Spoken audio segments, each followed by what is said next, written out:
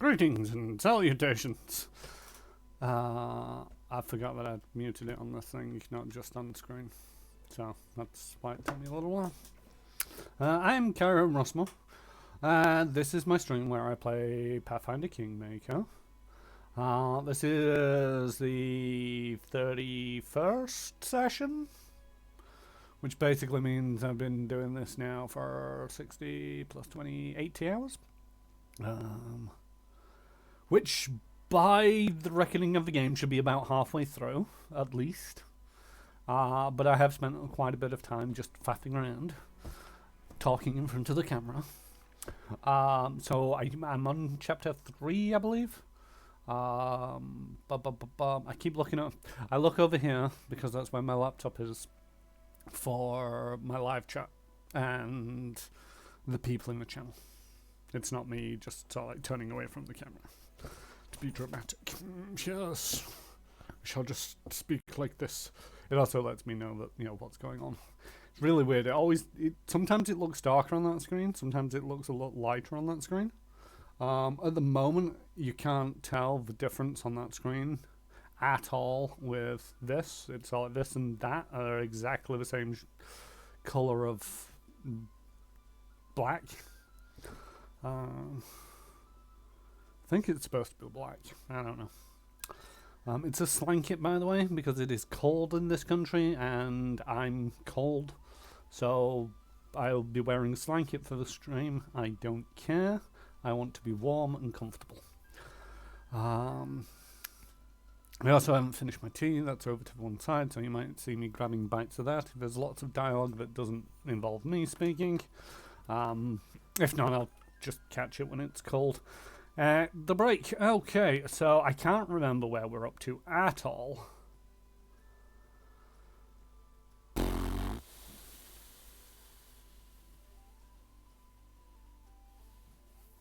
Nope, nothing.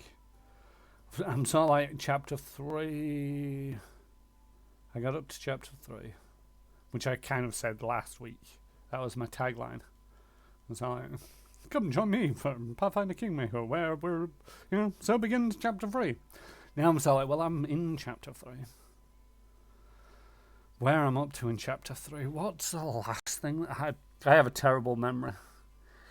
I should probably go back and rewatch sort of like the last 5 minutes of my previous video so that when I come on, I can be sort of like, yeah, that's what we're going to be doing.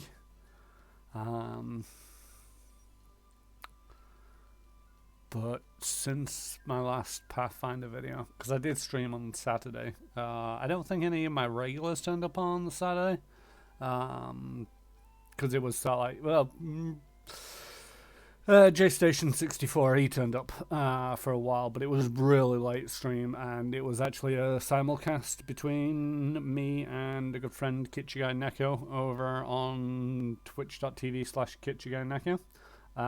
If anybody asks, I can spell it, but I'd have to look it up because I can't spell it off the top of my head.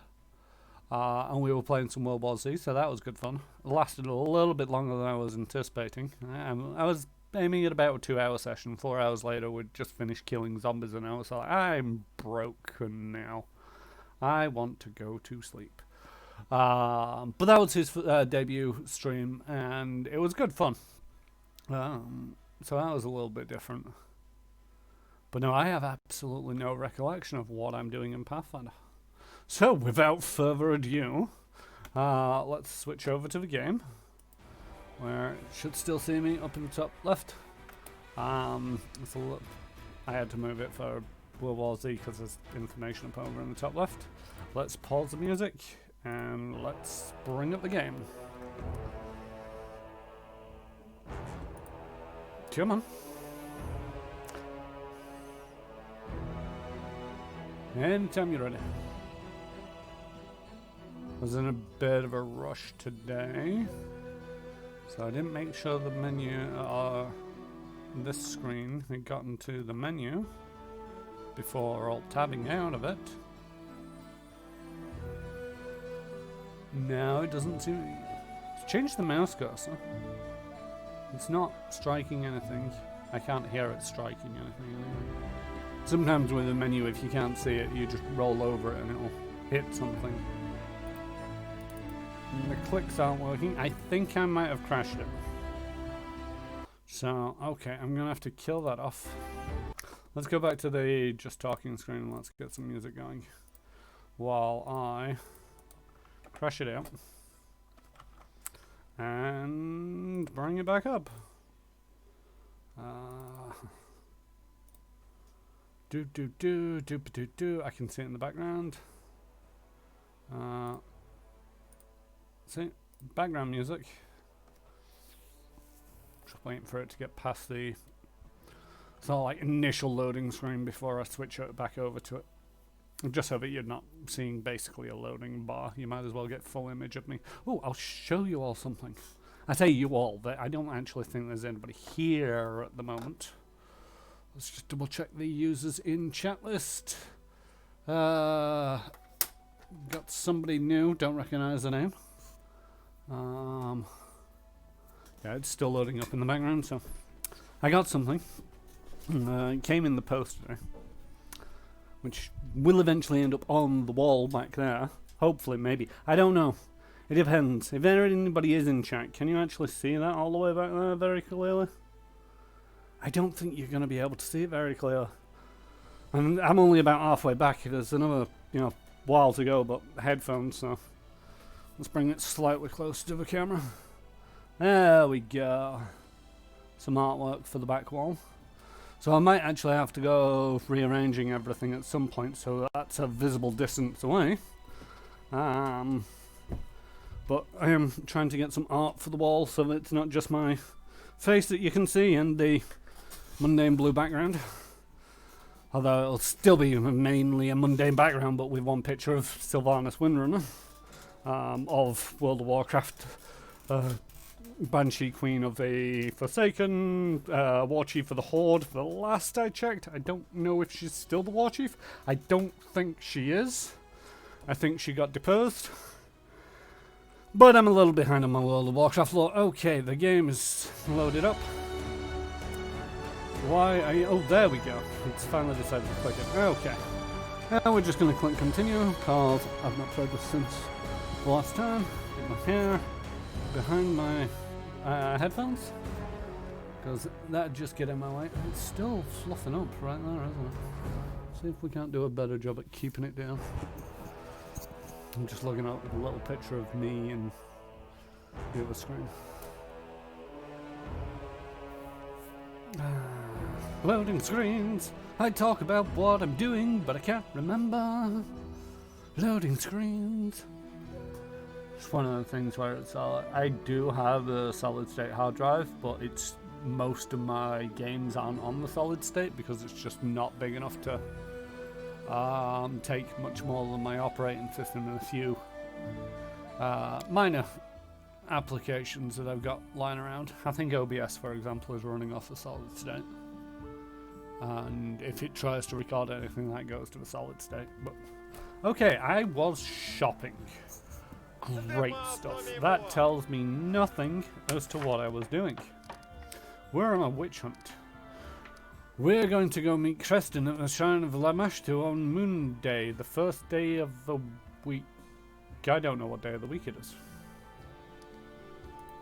What day of the week is it?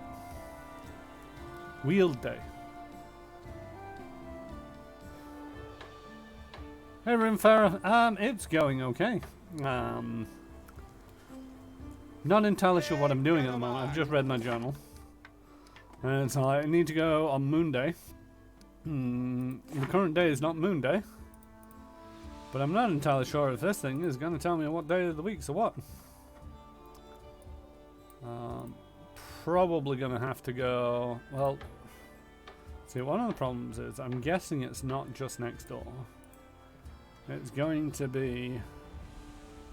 It's not telling me what days of the week are in there. It's currently Wheel Day, which I think is a Wednesday? Maybe, maybe not. All according to plan.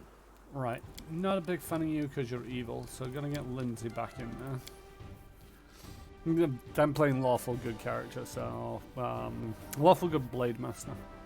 So trying to keep my party the nicer side of lawful good. I appreciate, you know, not every character is a lawful good, but mainly looking for good people versus evil people, and you know, if I can't take good, I'll take neutral, ranging from lawful to chaotic.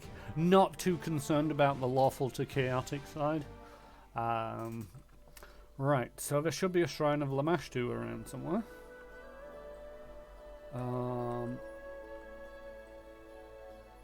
Picturesque Glade became a secret mean. Oh, the cult. Oh yeah, right. So that's that. Secluded Lodge. Shrine to Lamashtu. Okay, what's this secluded lodge about? I don't know.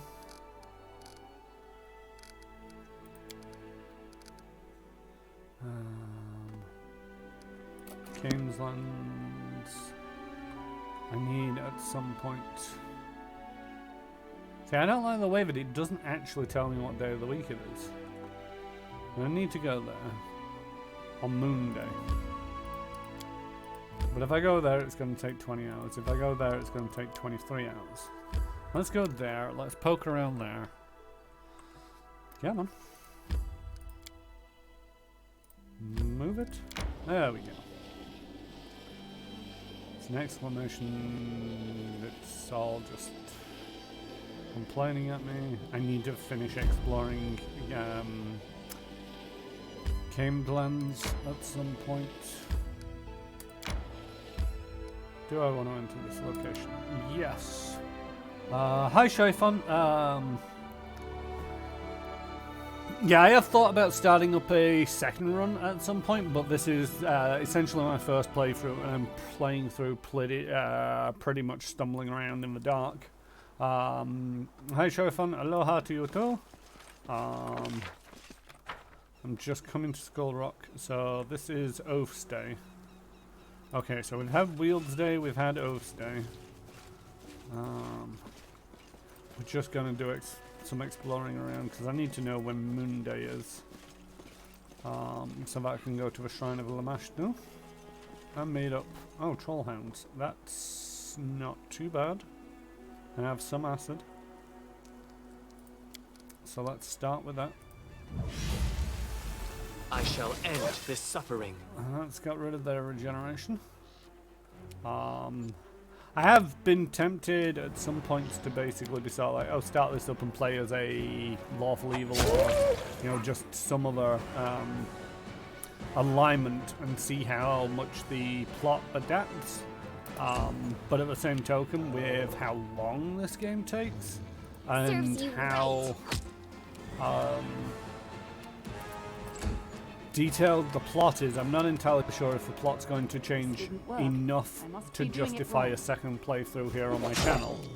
And at the moment, it's like, I enjoy playing other games, so when I'm not streaming, I never even contemplate turning on Pathfinder Kingmaker. So we've got a lot of Trollhounds. And they're going to try and eat me because I ran up first. And I forgot they'll trip over people, so that's bad.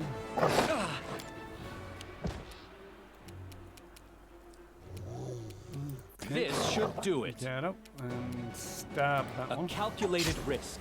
Let's get the This sneak will attack on hurt. that. Okay, how's that one looking? Not great. You deserved But it. the acid damage from Octavia should finish it off. Let's take out this Trollhound. Nope, missed on the second one.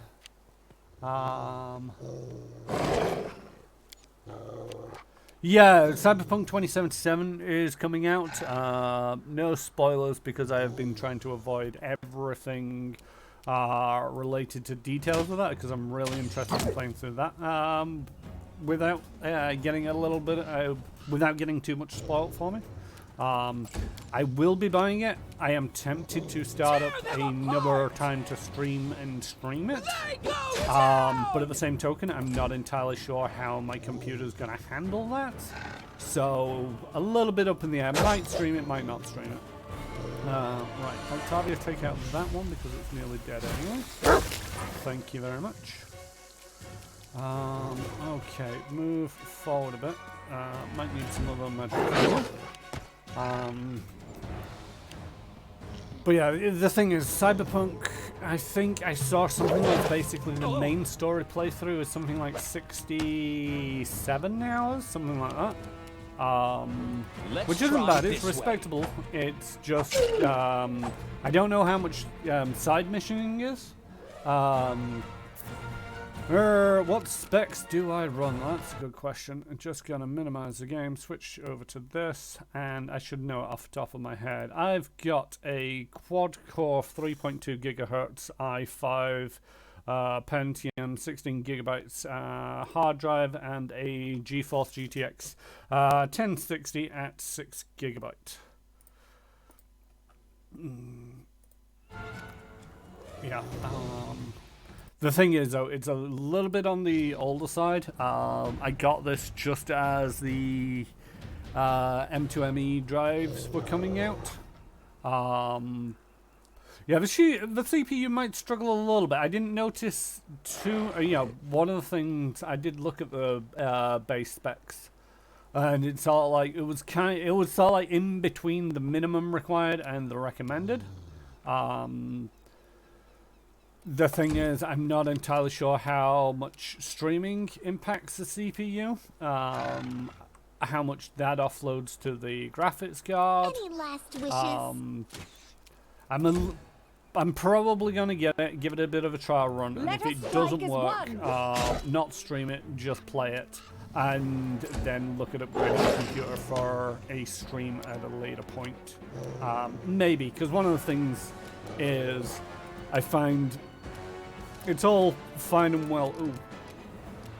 Should I control fireball? Minimum damage, which is something like 8 points of damage, but I can collect them all.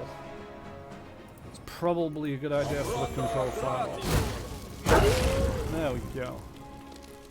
That's cleaned up some of them nicely, and it's got rid of all of their regeneration, and not much damage to me. Although there's still a couple more there. And there's a couple more just come out. Jesus.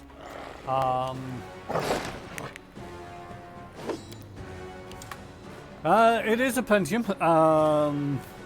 I mean, it's... The thing is, holy shit, it's Chiron. Yeah, holy shit, it's me. I now have a camera. Hi, Halfsinger Games. Let's just go to all my glory. Hey! I finally managed to pick up a reasonably priced webcam. It's the C922. Thank you for joining me. Let's switch back to the game. Yeah, one of the things I find about, I'm not going to get into a war about which is better, Pentium or AMD. I much prefer Pentium processors, and to a certain degree, I've not found anything that this computer can't take. And I've not tried running the latest Crisis on it. I've not tried running, anything excessive on it. But at the same token, it's spec'd up for VR and will work, as far as I'm aware, with a VR headset. This should do it. It's taken everything that I've thrown at it a reasonable amount of time, so I'm not too concerned about the game being playable. The Pentium is an Intel screw and not their own brand. Pardon?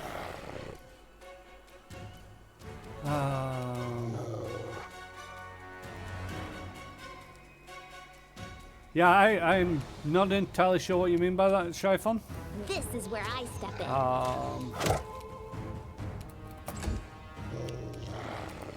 Do not falter. Also, like I said, I'm probably not going to get too much into the whole sort of like argument about Intels versus AMDs, because I find most people these days have made up their mind or don't care. I am of the opinion I've made up my mind, and I'll always go for Intel over AMD. That's you done. Is there any of these that are... Oh, there should be one very close to death. Which one's you? There you go. This is for you! Pop you up. Because trollhounds, so need acid damage. How's everyone? I'm the only one who's not looking so great. Amory is not looking great. I do wish that the tank would actually, you know, tank. Right, let's get rid of that one. Come on.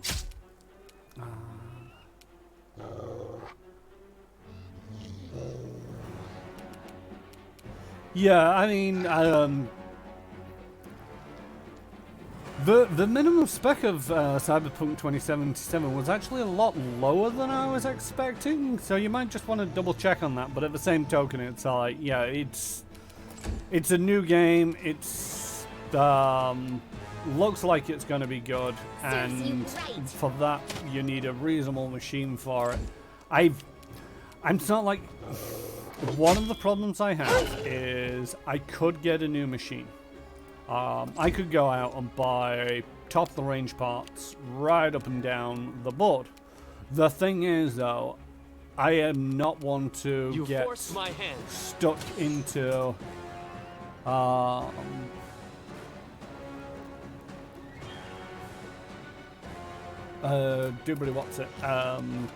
the perpetual upgrade cycle that some people I know who've gotten stuck into it. So, like, you know, a guy that I knew would buy a new graphics card, so like every other couple of months. And it's like, to what point and purpose is that serving?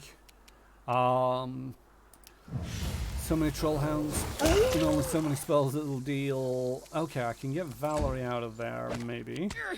And then I can start throwing acid bombs. So I don't want to get into it, the perpetual upgrade cycle of just always upgrading, despite the fact that I don't really need to. Yeah, upgrade cycle every 5 to 10 years, and that's the thing. It's I've had this computer 5 years now, and like I say, it takes anything that I've thrown at it. You know, I was a little concerned when I started streaming that it'd be so like, yeah, it's gonna complain at that somewhere along the line. Can I delay you? How do I delay it? Oh no, I've moved, so I can't delay. Okay. Flame bursts. No, that's just gonna do. That's not gonna do anything. Okay, well. Is there anywhere that I can get that's not going to... yeah, I can probably get an acid splash. An acid bomb, sorry. Over towards the back there and clip a couple of them hounds. Is it going to let me do that? No, I must throw it at exactly one hound. That's pants.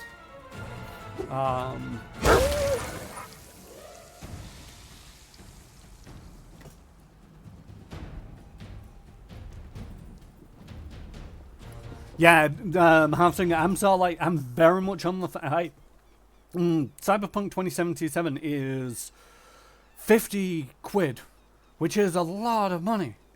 You know, it's a lot of money for a video game. I don't usually go out of my way to pay that money for a video game, but at the same token, it's Cyberpunk 2077.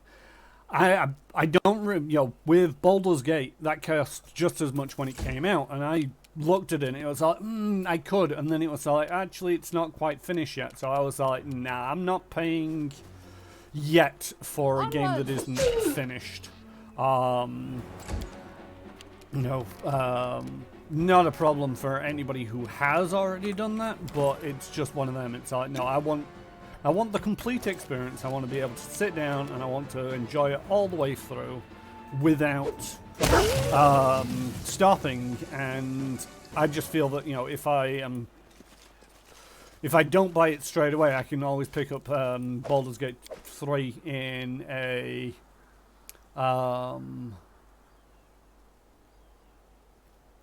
Yeah, I mean, that's the thing. When it came to Baldur's Gate, it was I appreciate everybody who was streaming and was making money off streams, because it's if I was, you know, making money off what I was streaming, then I would have probably picked it up as well. For me, it's, you know, playing video games has always really been more of a hobby than it has been a sort of like way to make money. I'm giving it a shot. I wish Of there course was you're having a another good way. month, because it's your birthday month.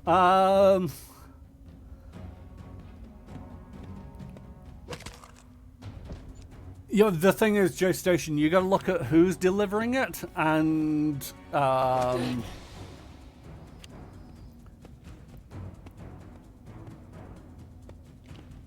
to a certain degree, yes, I would. You know, if it wasn't for the fact that it's something that I'm looking forward to, I probably would wait for the reviews and to see how it sort of like gets and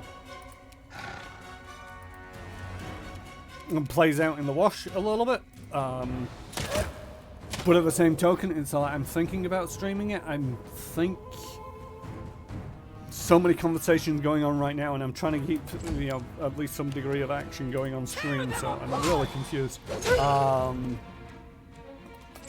The other thing for me is like with how much I'm watching people stream these days, there's one back there and he's very sneaky because I can't bleed in and see him. Oh, you were supposed to be not taking attacks of opportunity as you walk through there. Alright. No, you'd already got knocked over. Okay, stab them on the left.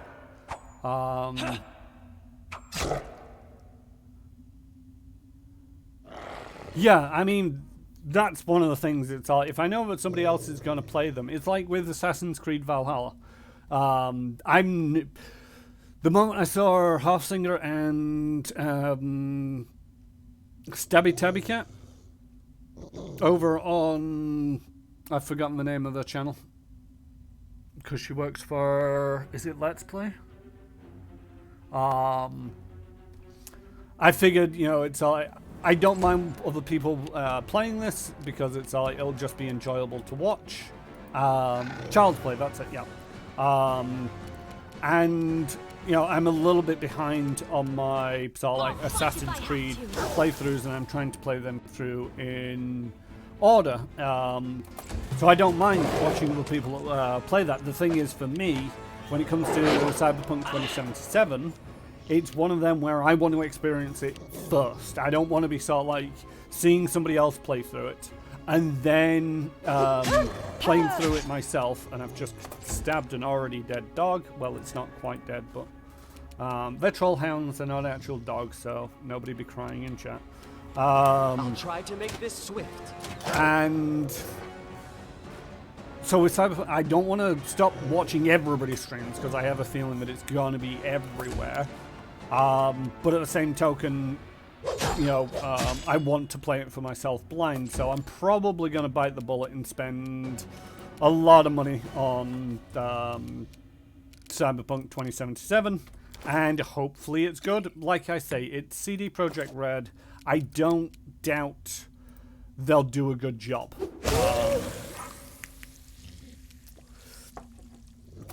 They are the minds behind the Witcher series.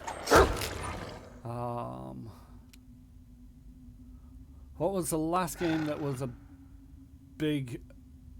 What was this big of a deal? Oh, God. I mean, I suppose it depends on which circles you travel in. You know, if you're a massive Assassin's Creed one, Baldur's Gate was pretty big. Witcher 3 kind of just blew past me. I didn't really see much in the way of hype for that. But I guess I live under a rock a lot of the time, so maybe it was super hyped up at times. Stay behind me.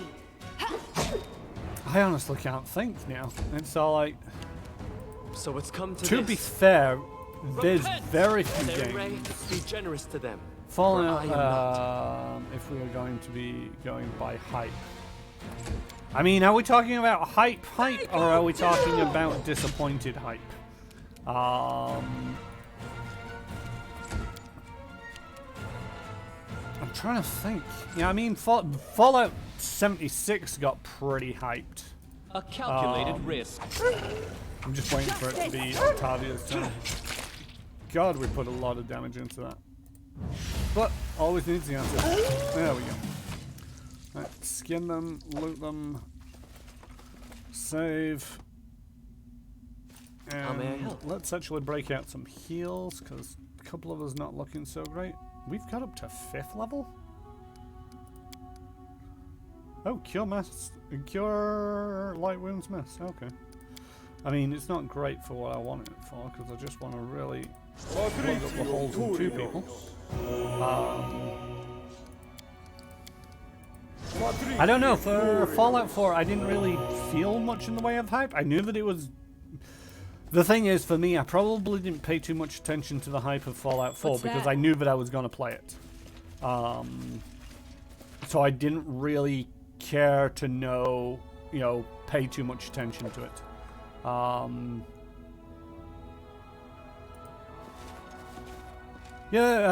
J-Station, you should probably check out hers, and also I do recommend Child's Play. They stream on Mondays and Wednesdays, I think, and Stabby Tabby over at Child's Play and Anne have 2 very different play styles, which are both thoroughly entertaining to watch, if I pronounce that word correctly. I can't pronounce words. Okay, so what I'm noticing here is that this doesn't have another way in or out. But this looked like it was a separate cave. Yep, it's a different cave.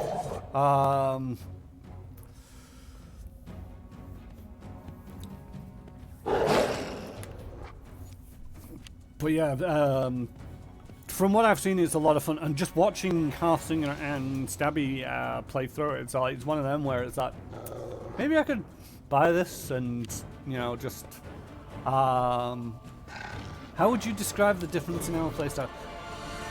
When Stabby Tabby makes a mistake and gets seen before she's ready, she tends to run away a lot, re-engage stealth, and go back to trying to sneak in. Halfsinger will more be along the lines of, oh shit, they've seen me, run up them with a big axe and make sure that they die, and not live to tell the tale that they've seen me.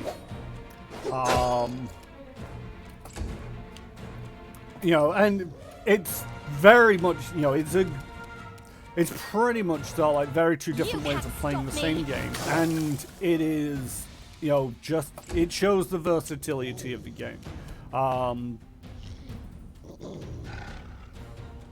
One of the problems I have with certain games, if we go cast your mind back all the way, and it is a long way back to the original Hitman game. I'm writing you out of our story. The original Hitman game was so like, you play a Hitman, you've got to kill this target, and you can do it any way you want. But I played it through a couple of times, and it was so that you were looking for the 1 or 2 ways that the developers thought, this is how you're supposed to kill this guy. Which is not the worst. Yeah, that's one of the things I can really enjoy. Total stuff, but Viking, the feel of like a Viking. Whereas, the later Hitman games, You forced my hand. so just going back to the original Hitman, it's like if you couldn't figure out exactly the way that they wanted you to make the stealth kill, it got really frustrating because it's like, it's impossible to sneak past these guards. And it's oh, but wait, if you go back to nearly the start of a level, crawl through an air vent, sneak up to this point through the air vents, use a blow dart to knock out that guy when he's stood in this position, nobody will discover his body, and then when you sneak past the area, you can pick up his body and stick it in the casket. Ta-da! And it's like, who is gonna think of that without a game guide? Now, they got it better in later Hitman games. The latest one that I've played, which is again called Hitman, which, not to confuse everything, that does offer you, so like a variety of ways to play. You still can't run and gun and basically just take out everybody by, getting a machine gun and killing everybody. But it does feel more like, how do you want to do it? Do you want to poison the guy? Do you want to garrote the guy? Do you want to make it look like an accident? Or do you want to just walk up and shoot him? You have those choices. And that's where I'm feeling with the Assassin's Creed Valhalla. Some of the early Assassin's Creed games, it kind of had that element, as you could run up there and stab the guy, but that would usually get you caught, or you could be slightly more stealthy about it, which if you put a foot wrong, you'd get caught, and there's a lot of troll hounds in here. Right, I think I need you to die. Let's You've try been this way. Yep, okay, now stab somebody else. There we go. Okay. I'll try to make this swift. But at the same token, one of the problems with the early Assassin's Creed games for me is it very much got to rinse, wash, repeat. You would get a job, or you basically be told, you need to go kill this guy. You go there, there's 6 bits of evidence that you can collect. You must collect 3 of them. 2 of them would be pickpocketing and eavesdropping. 2 of them would be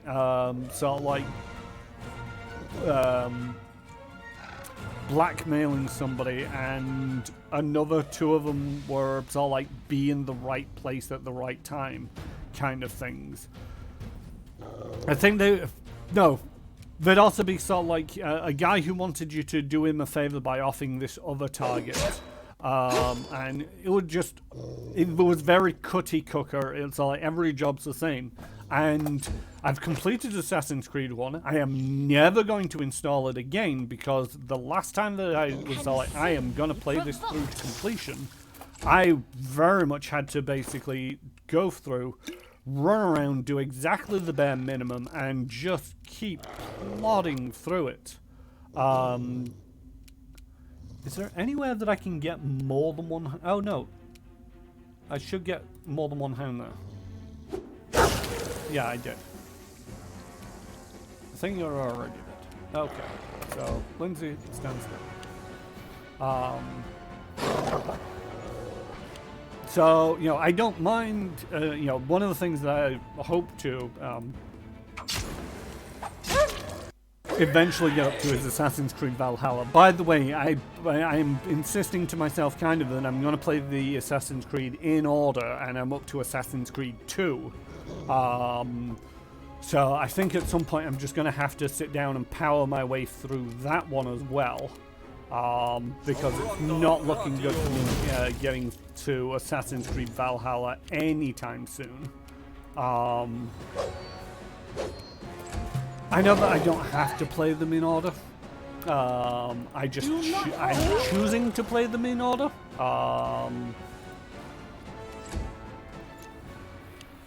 But yeah, it's good to know that they do later get to the point where it's you can choose if you want to just basically run in and murder everybody. I mean, one of the things in Assassin's Creed you could do is just run in and murder somebody. But then it basically got to all the bad guys would line up in a row. It wasn't an actual row, they'd just circle you. And then they come in with their sword, try to attack you. You're stood in a defensive position and you parry. You parry their blade out of the way and gut them. And then you wait until the next one tries to attacking you. That was the only way that you could survive. And this should do it. As cool as it looked at times to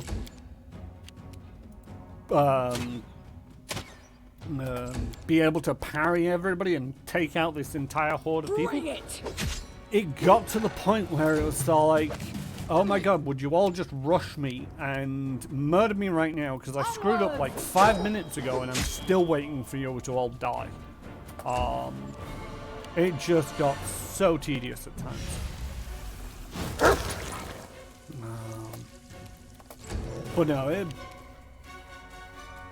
I would hate Shadow of War, probably. Serves you right. Not, you know me. I'm not exactly a massive fan of Tolkien, anyway. I mean, I suppose the games aren't really his work, so it's based on his work, so it might not be too bad.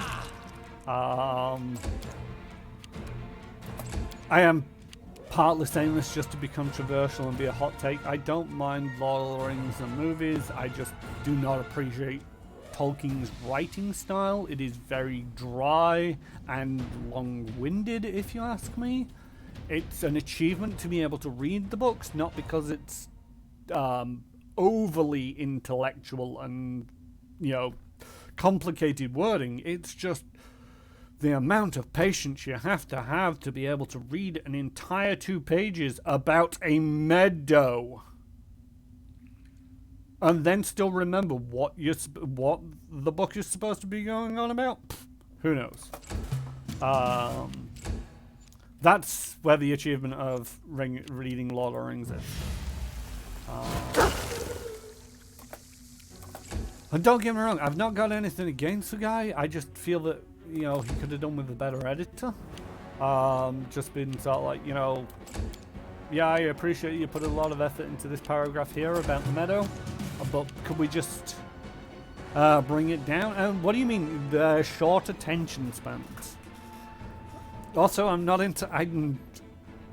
still not entirely sure if I'm a millennial or not. I think I am, which is a bit annoying. Not that there's anything wrong with being a millennial. It's just one of them where it's all like, I don't like being associated with groups at times.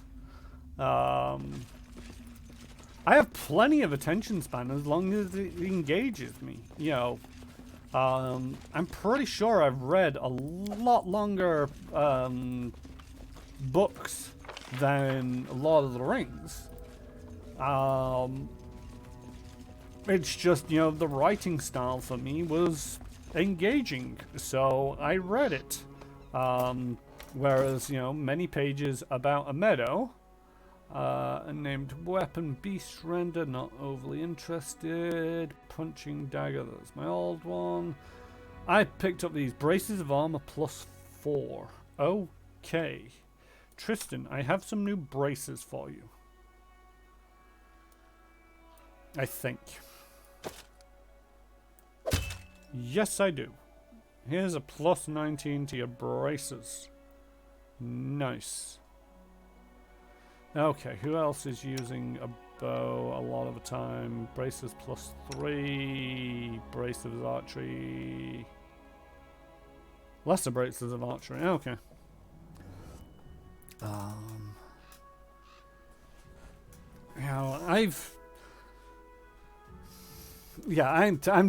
going to ignore that commentary station now because I'm getting rather upset that you say that I have no attention span. I have plenty of an attention span. I just choose what is entertaining to me and what isn't. And Lord of the Rings, as published, isn't. And it's nothing to do with my attention span. So,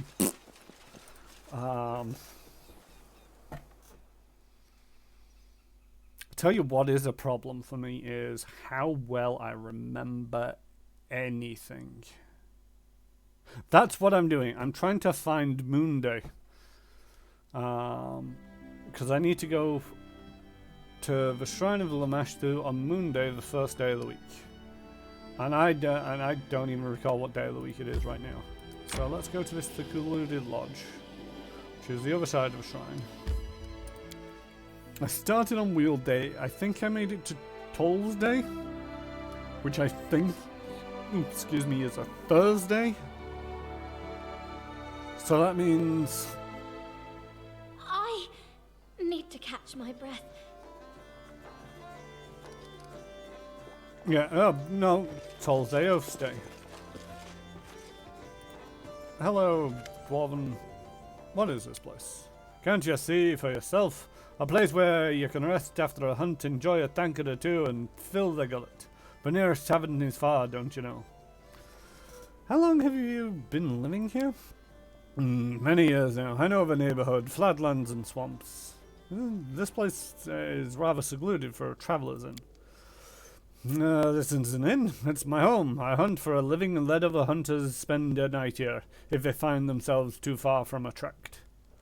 What is the main hunter's prey in these parts? On the flatlands, they go for fox and deer, birds in the swamp. There's always a chance of running into something more dangerous, of course. That's enough about your lodge. I'd like to see your wares.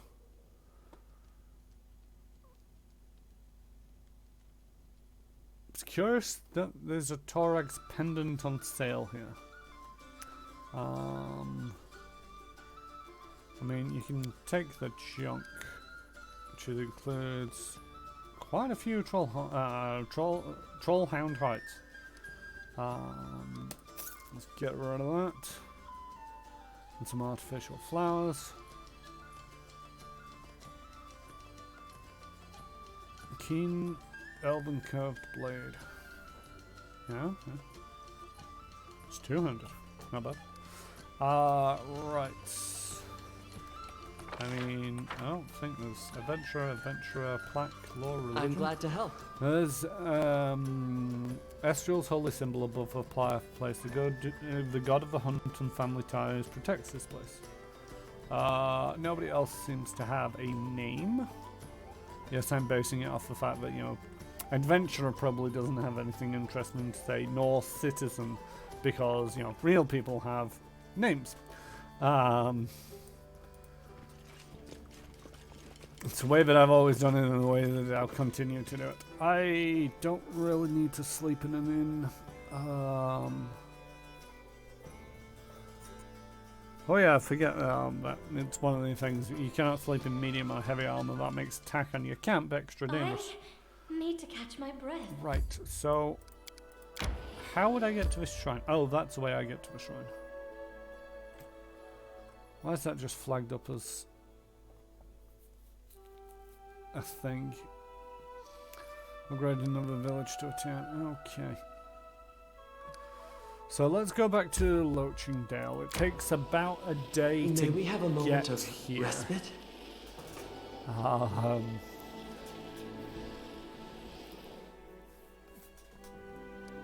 Yeah, let's rest up. See, this is annoying. It's like 5 in Callistril, February, basically, of 4111. Where does it tell me what day of the week that is there? Right, just begin resting. Valerie, your embroidery is always so beautiful. I just can't take my eyes off your designs. Even the patches on your clothes are always special. I could never do anything like that, even with the help of magic. Oh, it's nothing special. I never mean to do anything ornate. I just need to keep my hands busy sometimes. Hey, I am probably gonna butcher this. Koro Sakuras.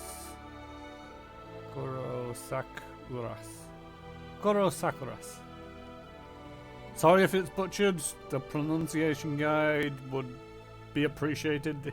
Or an something like Koro or something. I don't know. Sorry. I apologize. Welcome to my stream. I'm playing Pathfinder Kingmaker. And I'm trying to figure out what day of the week it is. And more to the point, when it's going to be Moon Day. I think I'm going to have to look this one up, because I know that it takes basically a day to get from Loachingdale down to the Shrine of Lamashtu. And hopefully I don't miss Moon Day going back to Loachingdale. But I want to go back to my throne room. and see what's going on. How are we doing? Yeah, okay. And then I'm going to go away and look up the days of the week. Yes, I know that if I was a true nerd, I might have got these remembered. Can you wait a week in a location day by day? I might be able to. It's just, you know, there's other things to be doing, like talking to Lindsay in my throne room because she apparently it's not good enough to talk on the road. Hello, Your Grace. Feeling strange. It's amazing. I can just go and have a chat with an actual Baron. I wanted to talk to you. I wanted to talk about Ekund. I'm worried about him lately, although worried might be too strong a word. He was way too gloomy, even more than usual if that's possible. Life without a family must be hard for him. But he's not completely alone. He has us. I know we can't replace what he's lost, but we must remind him that we are here and that he can talk to us.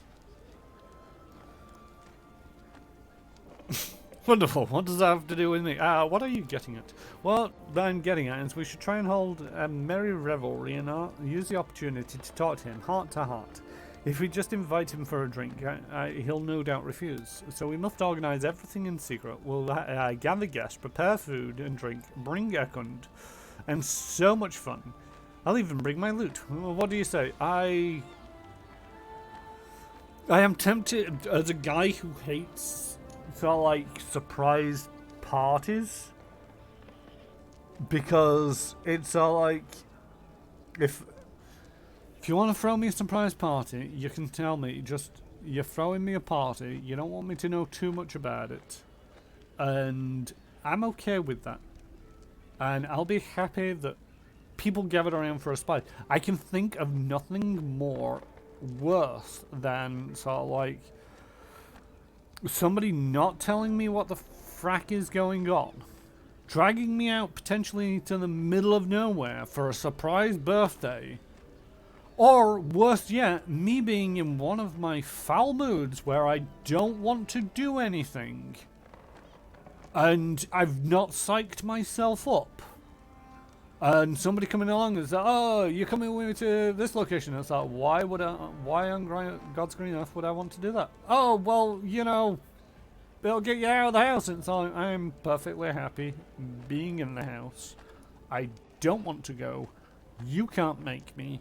I'm getting into the bath. I'm reading my book. Leave me alone.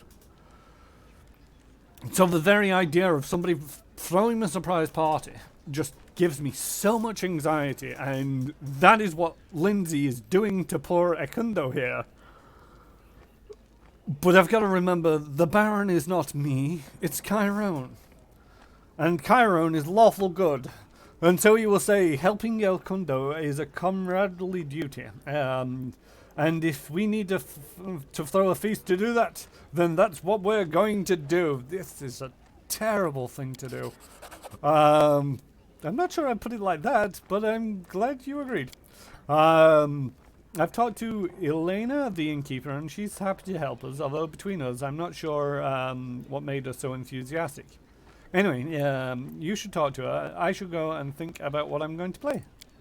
Oh, one more thing. Don't be late. I fear if we don't pull Ekund out of his mood now, it'll be too late. And then Lindsay walks around to the other side of the table. Alright, I need to... Right, okay. The day of the week is Star Day, which sounds like maybe Sunday? Because sun, star, you get it? Which means I kind of have to leave right now to go do the thing. Let me just switch this over to just chatting, because I'm not actually playing the game right now. I'm Googling Pathfinder days of the week.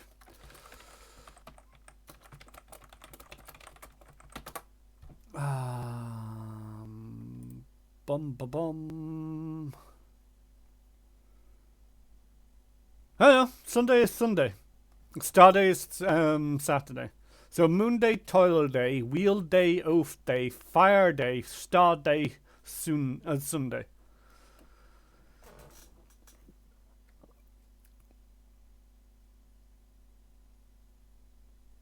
And it's a workday, a religious evening, workday, work and pact sign, oath sworn, workday, rest day, religion.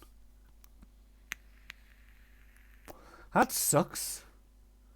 They have a 6-day working week. I would not like to be over there.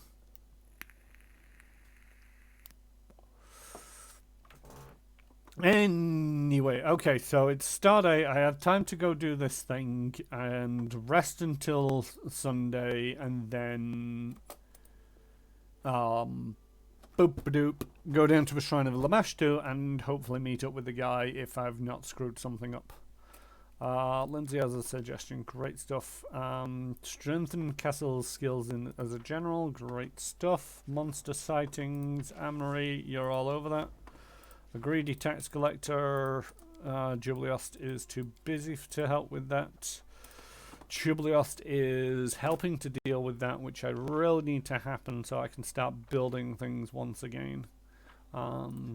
Basically what's happened is I've got unfair prices, agreement with Selamunas turned out to be less profitable. Restov's Builders Guild, while he gave us 500 build points, they also gave us are charging unfair prices that's costing an extra 25% to build buildings. Star Day, Sunday, Moon Day. I see what they did there. Yeah, I mean,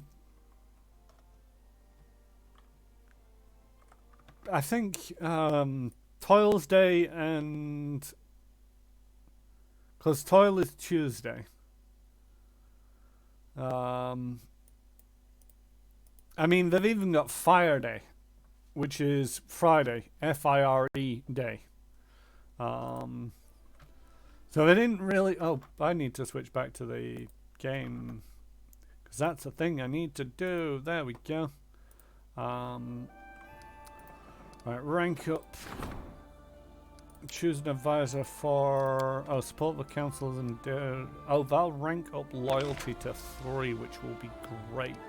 Because I got the economy up to 3.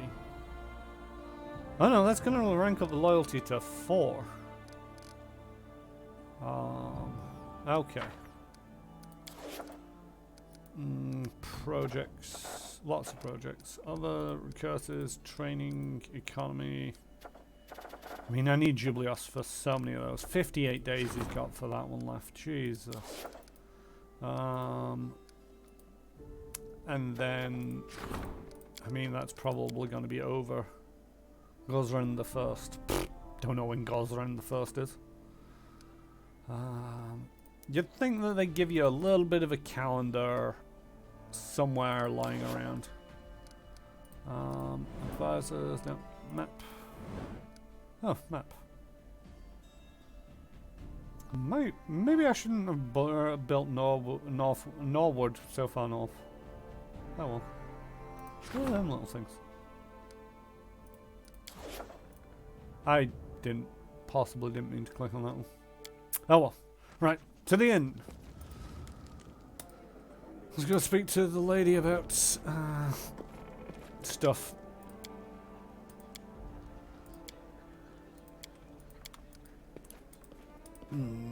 The innkeeper about throwing a party and forcing Gekun to attend.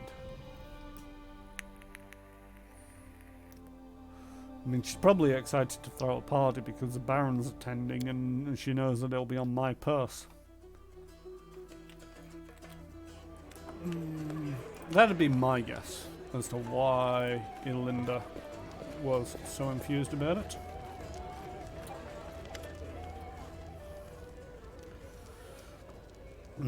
As you approach the red-headed innkeeper curtsies awkwardly. Your Grace?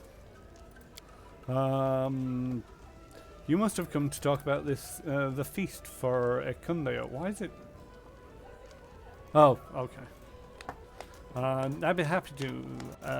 I'll provide the food and drinks. Everything will be first class. How much will this idea cost me? Don't mention it, Your Grace. It's such an honor for me. Everything is on the house. Okay, now I'm suspicious about it all. Who'll serve at the feast? With your permission, Your Grace, for such an honor, with such esteemed guests, I'd like to do it myself, Your Grace. Elena smiles awkwardly, turning even brighter red. I commend your enthusiasm. Why would you? Oh, Your Grace, it isn't so. It'd be my pleasure. I hope everyone likes it, including Ekandeo. Then we only need to agree on the place. I guess there's two ways about it.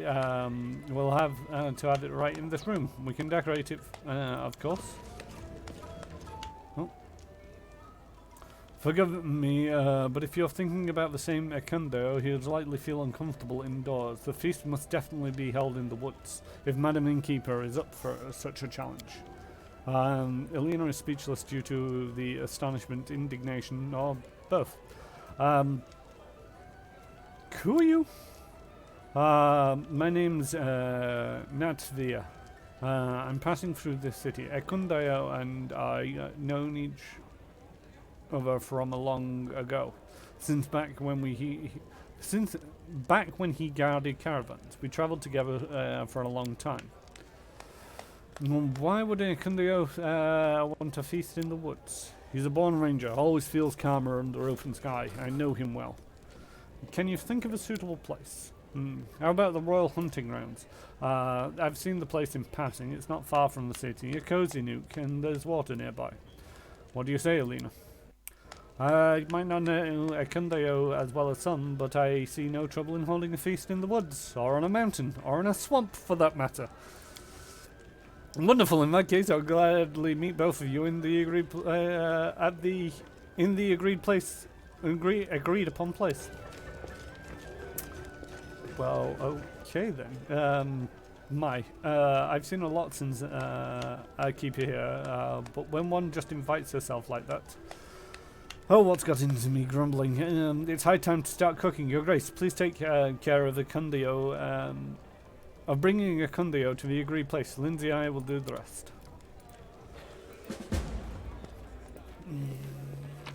Do I have time for this?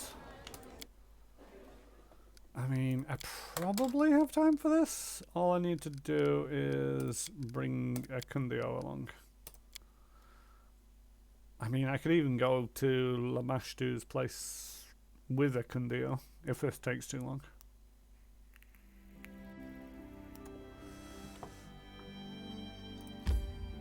Yeah, 5 hours, and today is Star Day, which is Saturday at 9 a.m. So I can get to the hunting grounds. Let's level up a Kundeo just in case this all goes terribly, terribly wrong, which I'm expecting it will do. Just because that's the way these things tend to go. Deadly Aim, choose the -1 penalty on ranged attack rolls and gain a +2 range damage. Hammer the Gap, or improve critical, your threat range is doubled, and I think Ekundio has the luck bow. So, oh god, what kind of bow is it?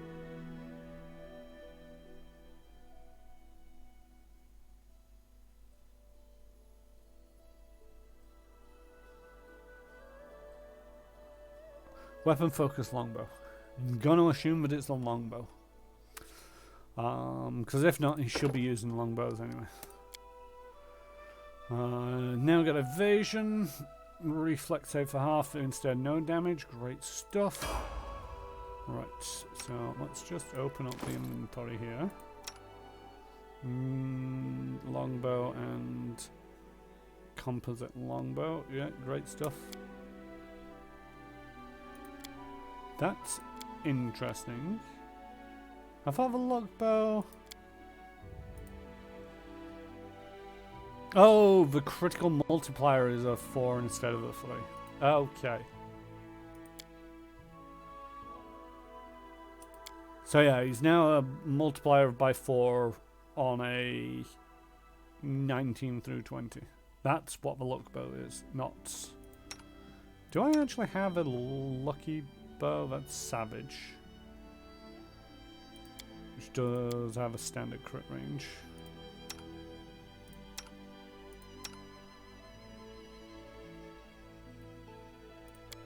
I'm guessing that's just normally a 19 through 20. So yeah, 19 through 20 on a by 4 multiplier. That is just insane amounts of damage. I was mainly using this one because it's got the 2d6. See, I'm still thinking, because 5 times 12, well, 4 times 12 is 48. But 3 times 28 is 70 something or other. 3 times 8 is 24. 4 times 5 is only 20. So this is actually still a better bow, but it now has the same crit range of 19 through 20. Okay, so stick on that bow and head into the hunting range.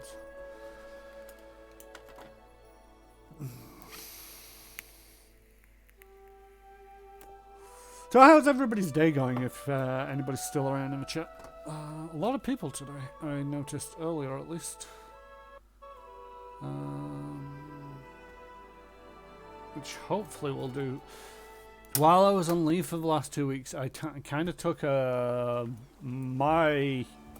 I know that I say that I'm not overly concerned about the analytics, and look, it's snowing on the feast.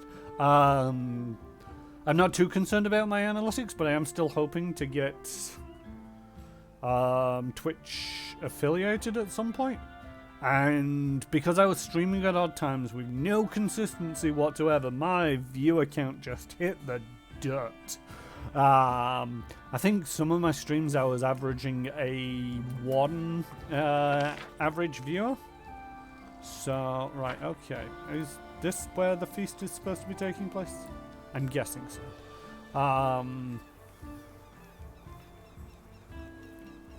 But no, it's good to see that there's a fair few people in the chat, and hopefully still watching. But yeah, so how is everybody doing if you're still around? Okay.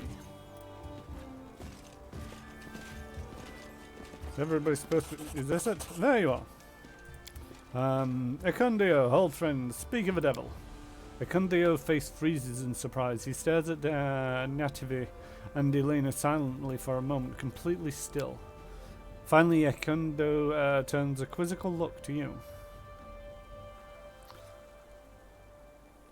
We wanted to have a picnic for a long time. Join us. This is a terrible place for a picnic.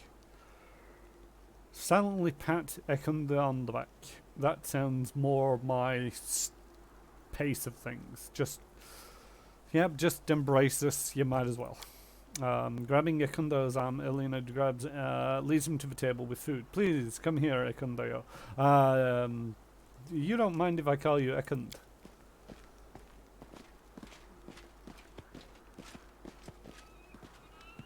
Natu fixes her hair and notice a tattoo of a stinging wasp on her wrist, following the couple with a long stare. Native says quietly to you, please come to me when everybody is busy eating and drinking. I would like to talk to you.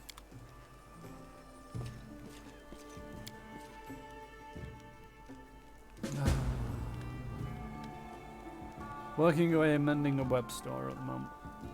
I mean, sounds riveting. I'm assuming that this is... That's interesting, they're both here. If I move the mouse ever so slightly, it'll change between them. And one of them just sat down or is levitating in the air, and the other one is... Okay. Ragnar, Ekundo, Tristan, Harim, Jafal, Servant, Knock Knock, Jubiliost, Amir, Octavia, Natavi. Thank you for the invitation, Chiron. Join me, the food is good. You're not eating at all. That is ill advised. If you find nothing left for you, don't say I didn't warn you. Bad party, short on food. Okay.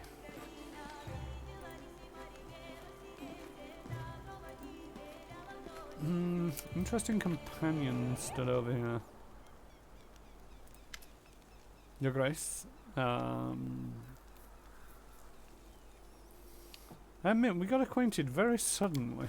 Ah, that's right. When we met for the first time, I had to speak to him. Interruptions be damned. What was I supposed to do? I haven't seen Akundeo for such a long time, and I was surprised to hear about him. I'd like to know you better.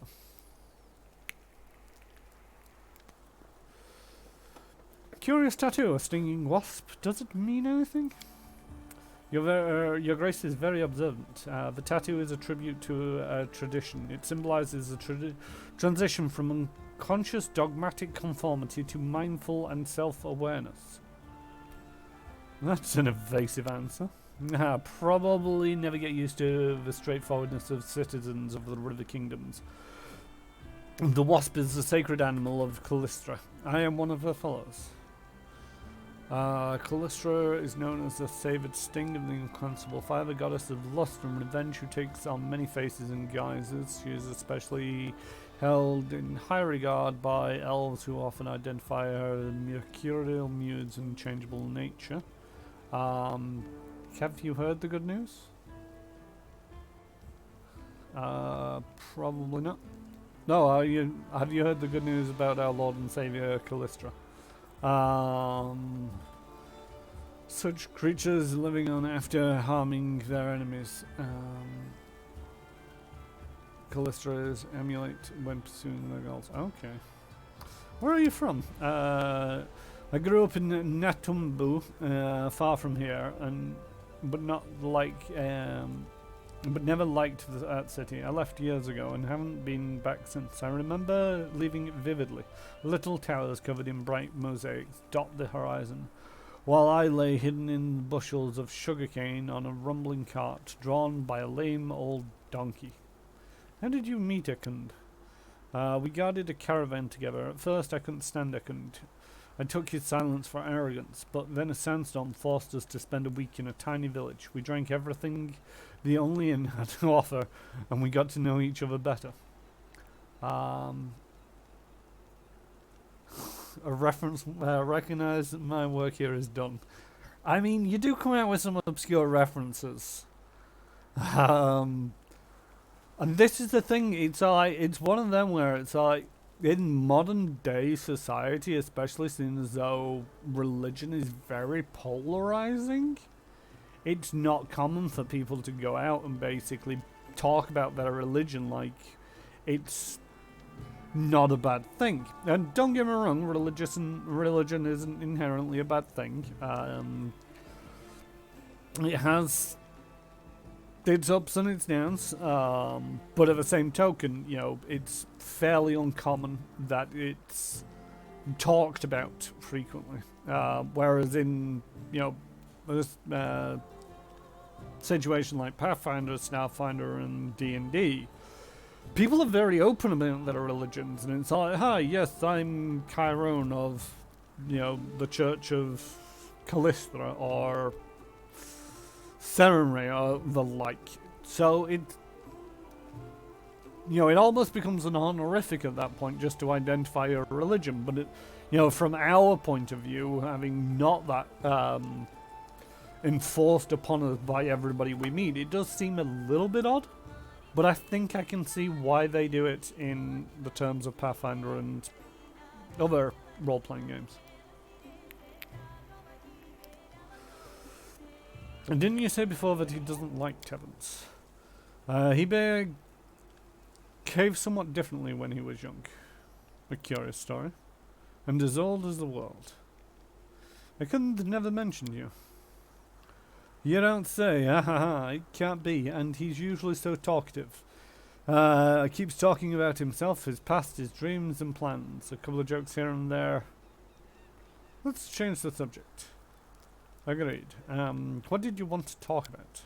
I wanted to ask a favour. You see, Elena the innkeeper treats me coldly, and I've no reason why. Yesterday, for instance, she argued with me before changing the sheets in my room, and today she refused to pour me a glass of wine. So I was thinking she couldn't refuse if the Baron himself asked for a bottle of wine. And why do you need a bottle of wine? What a strange question, really. Why would I need a bottle of wine at a party? I mean...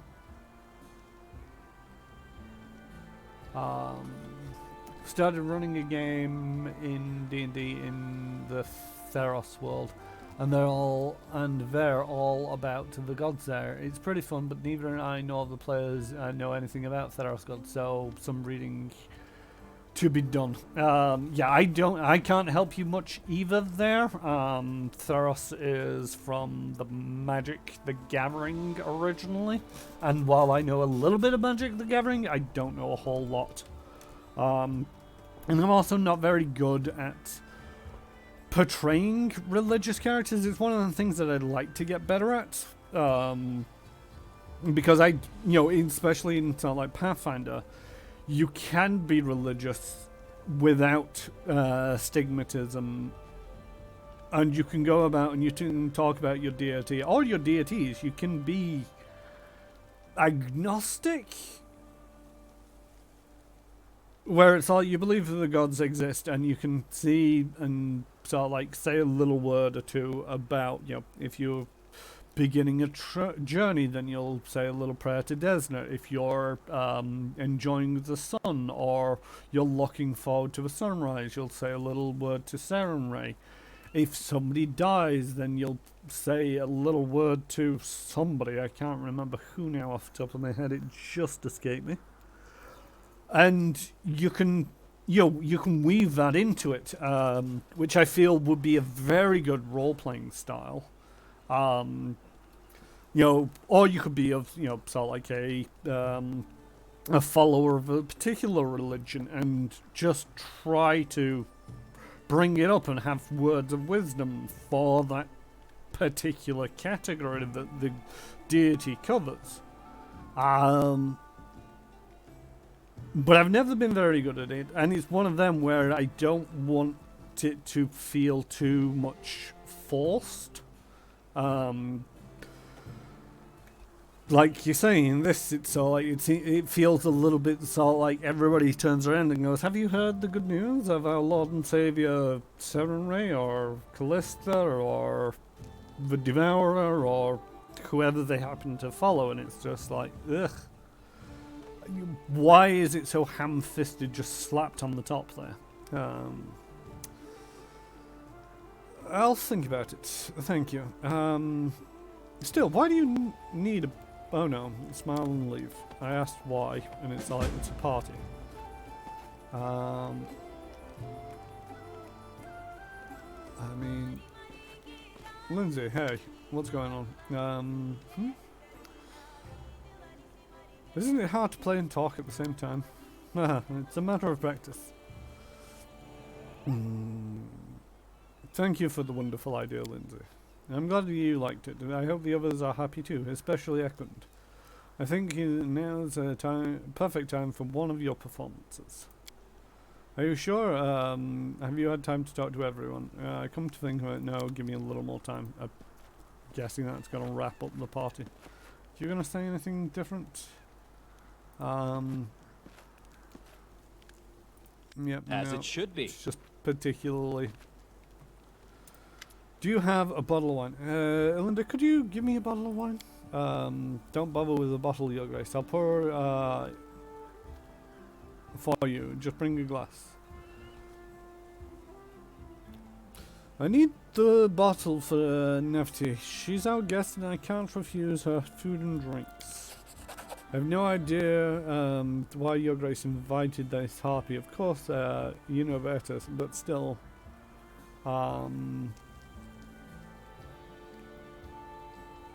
There's something going on here and I don't know what it is and I'm intrigued.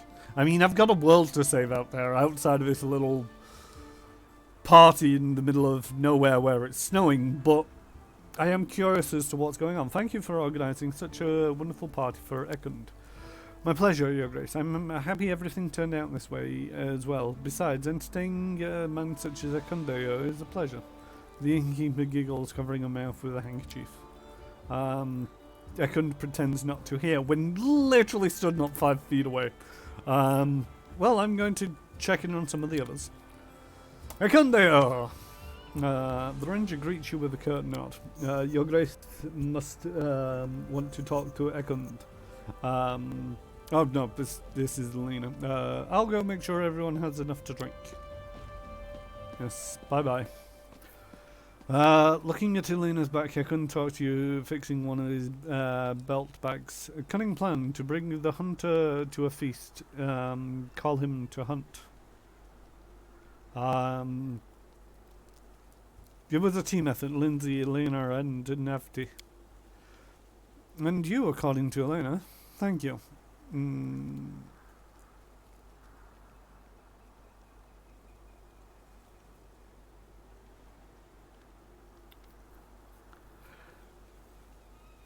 I hope we didn't do more harm than good. Are you at least having fun?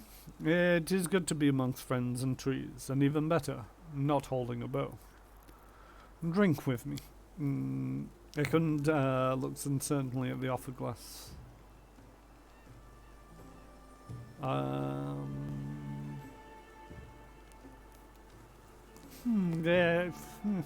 Don't force yourself if you don't feel like it. No, thank you. Why didn't you never tell me about Naftia? Why? Why did you stop talking? Amanda said, a caravan is here, you'll go to the tavern again. Nafti is a bad influence. And then Nafti started coming less and less. You were close?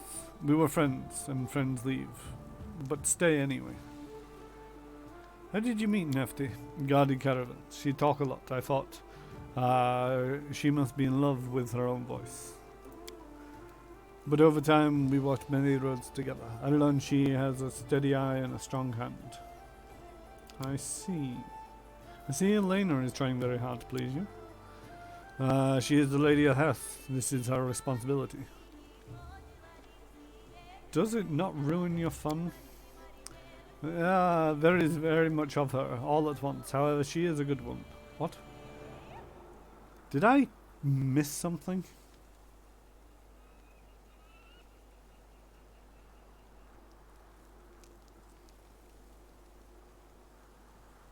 I think this is more than a sense of obligation. I've thought about it. Time will tell. Let's talk about something else. How are you? Life is life. It goes on whether we wish it or not. Wow. Tired of fighting? Ready to give up and ready to lie down and give up? This is a roller coaster of emotions right here. What do you know of how I live? I wake up with the first rays of sun. I see the faces of my family. Fire turns to ash, midday turns to midnight. And then, when the stars are shining, I still think of them. Some days, bitterness and rage fill me. I drive them away. Other days, I feel a smile on my face and appall myself. Only hunting numbs my feelings. But the farther I follow the trail, the darker the woods are, and the harder it is to find my way back.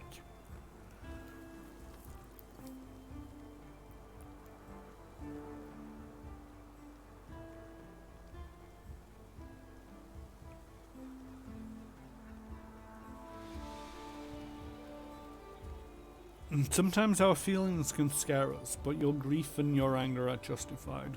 One can't order one's heart to stop seeking revenge and justice.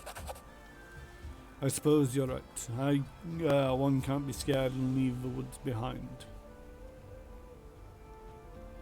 I'm gonna go get something to eat.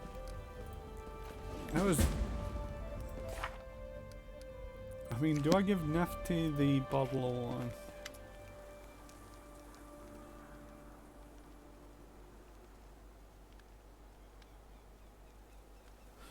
Why do you need the bottle of wine?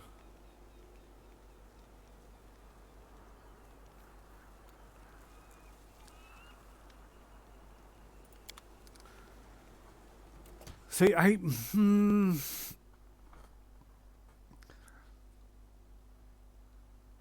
don't know. I think she's up to something, and I'm not going to give her this bottle of wine. I think I don't like what what she might do with it. It's just one of them. My gut is telling me not to give her the bottle of wine, so I'm not giving her the bottle of wine. I think it's time for one of your performances. I'm sure. Begin.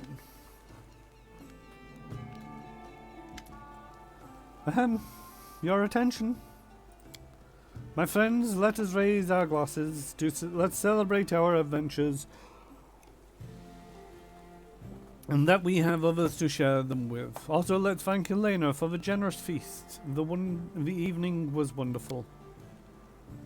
Elena bows, turning red. And now I'd like to play something special for you. I haven't composed anything for a while, but this is a special occasion. Striking a theatrical pose, Lindsay begins to play.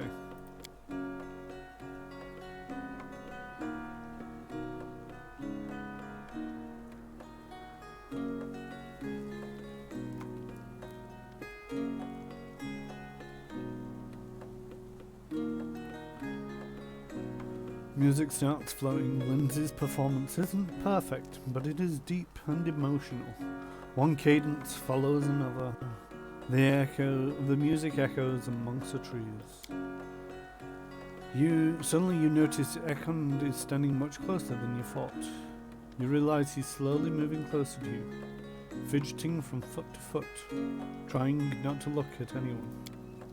At the same time, Elena is trying to lean closer and closer to Ekund, trying to touch his shoulder. Noticing your look, she gives you a sharp look.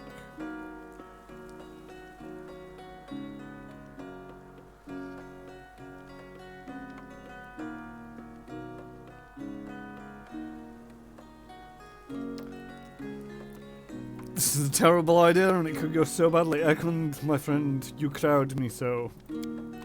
Turning red as a beet, Ekund whispers an apology and moves towards Elena.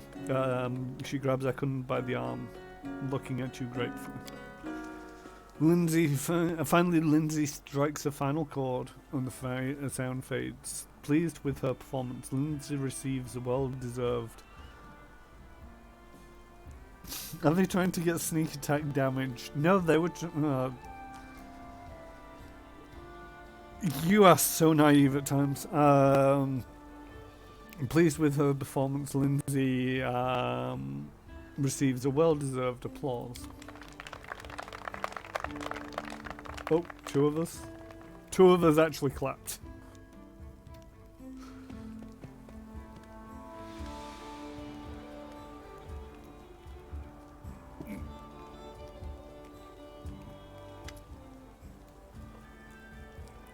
The wolf who is standing nearby wags his tail and approaches Ekund.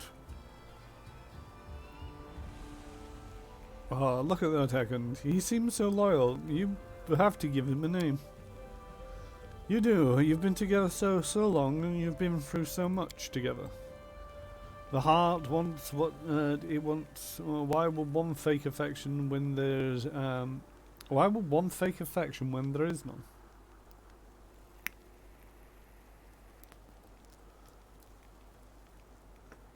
If you need to get over yourself to do this, Ekund, then don't. What? If you need to get over yourself to do this, Ekund, then don't. Highly naive or deeply sarcastic. I mean, I'm going to go with naive because, you know, it's not really sarcasm saying that he's trying to get in for sneak attack damage. That's just, you know, I'm the rogue here. If he wanted sneak attack damage, he'd need to, you know, go level up somewhere else because I'm not giving him levels in rogue. So seeing as though it's not sarcastic, then it must be naive. If you need to get over yourself to... I can't understand this sentence. What is...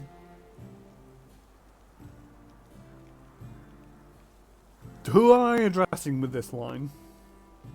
I'm guessing it's Ekund. If you need to get over yourself to do this, then don't. Don't get over yourself? Don't give him a name?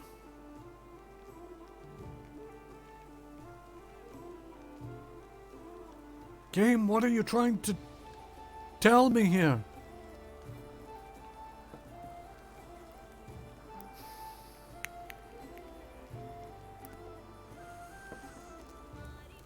I'm gonna remain silent. His loyalty is appreciated, not ready to decide his fate though. By the way, friends, not to sound too mundane, but I'm quite tired and we still have to get to the city. Maybe it's time we pack up?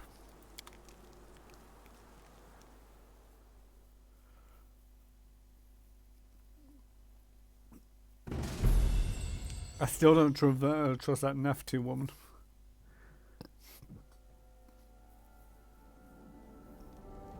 Right, so what day of the week? It's still Star Day.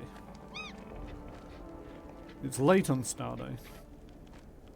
But if I check my equipment bag and realise that I'm carrying a lot of stuff.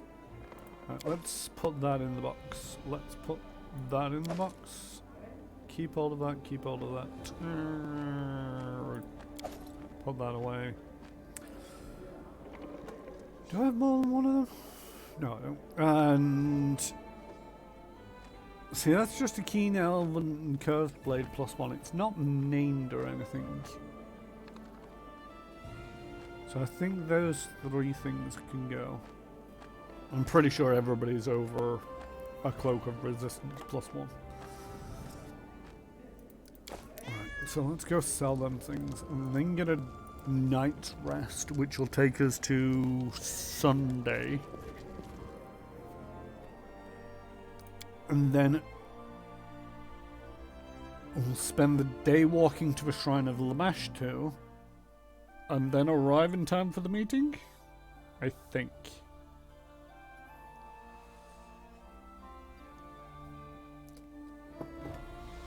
Coffee cup's empty. Nee.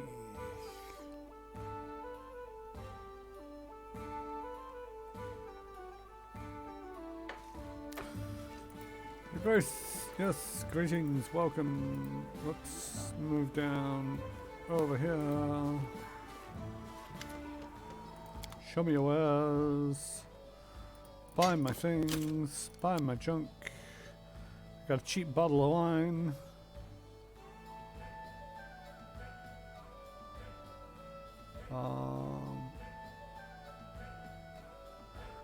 I like that the effective scheduling is the biggest challenge you've faced so far. I mean, it's not really the biggest challenge that I've faced so far. I mean,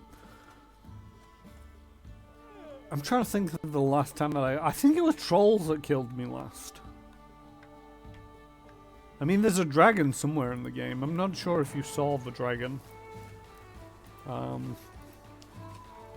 All according to plan. It's a dragon that required it had regeneration, and it had a cold iron to turn off that regeneration. I wasn't carrying cold iron at the time.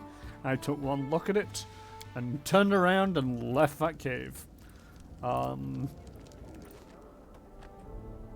no, I think the last things that killed me, or was it the Will-o'-the-wisps? No, scheduling is important, and I mean, it's one of them where it's like, no, you need to have a good sense of scheduling. Right, so this is Sunday, and I should be able to get there and arrive on Moon Day.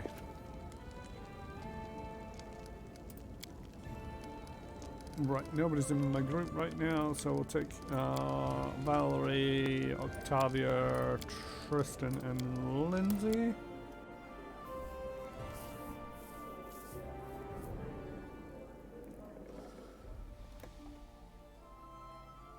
Bum bum bum, ba-da-da-dum. And it's 3 AM on Sunday. The path to this location is unknown. It's right there. Oh god.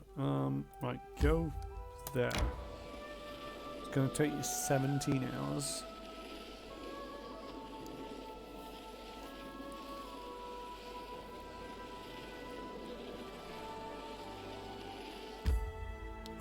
we turn this way and then continue going this way, and it is now Moon Day if I'm not mistaken. Do we want to enter the Shrine of Lamashtu? We will do. However, I am going to go refresh my coffee and finish eating my tea. And so we're just going to get a quick 10-minute, be right back. And let's... Do I have some background music? Yep, you should be able to hear that. So, okay. Background music, a quick 10-minute break, and then I'll be back with you. BRB.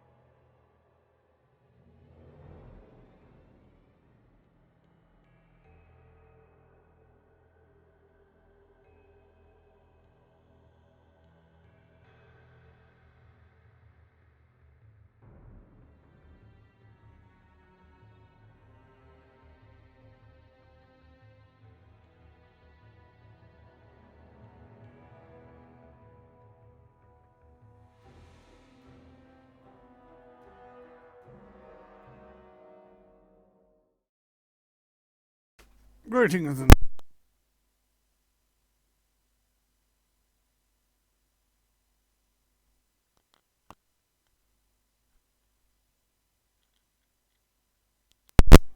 greetings and salutations. Welcome back. I just accidentally pulled my headphones out of my blinking. I don't know why they've done this. Basically, it's a wire and a USB wire to the computer, a mute button for the noise, and then a mute button for the mic and a volume control. Volume control's not bad, but at the same token, then it's detached. Now you can hear me again. Yeah, I mean, it was more just me readjusting myself, and it was like shink, and also because it's yeah, macaroni cheese. Thank you. But because it's also feeding in the sound, and I've got the background music playing, it's like, oh, where's that gone? So it's not too bad. It's not like I could go very long without noticing that the audio wasn't working both ways. I am just in the process. I've decided to bite the bullet and pre-order Cyberpunk 2077. I'm just ordering it on GOG. There we go. That's sorted. After this, I'm going to go preload it. I'm going to have to find some hard disk space to preload it. But that shouldn't be a problem. I'll probably just find something random to uninstall that I've not played in a while. Oh, that was something that I was talking about earlier about, you know, potentially having to upgrade my computer. Let's get back to the game, and I'll try to remember to bring that up after we figure out what's going on here. There are two types of kingdom events: problems and opportunities. Address the problems first, and then a missed opportunity won't hurt your kingdom. Okay. Crescent, hello. Seeing you, Crescent nods. Under his coat, you notice a suit of armor. A sword hangs at his belt. This guard is ready to fight. I'm happy to see you, my baron. While we were waiting for you, I've had enough time to choose a good place for ambush. I received your letter, Creston. I came as soon as I could. I did not. What do you know about Lamashtu? Not much, Your Grace. I've heard some things. Goblins, kobolds, and other wild beasts worship her. She helps them breed, protects their young. As for people, the blessings of Lamashtu is too dangerous for them. A woman can give birth to something so terrible that the villagers might decide to drive the woman and child out of the village. Or worse. You can go down and take a look at the shrine. The scouts who've been watching the cultists told me about a hideous ritual that was performed there. The cultists disfigured and mutilated themselves, shriek like demons, and copulate in the mud. Yeah, I just can't imagine who in their right mind, except the goblins, would ask Lamashtu for help and agree to be part of this abomination. I received your letter, and I came as soon as I could.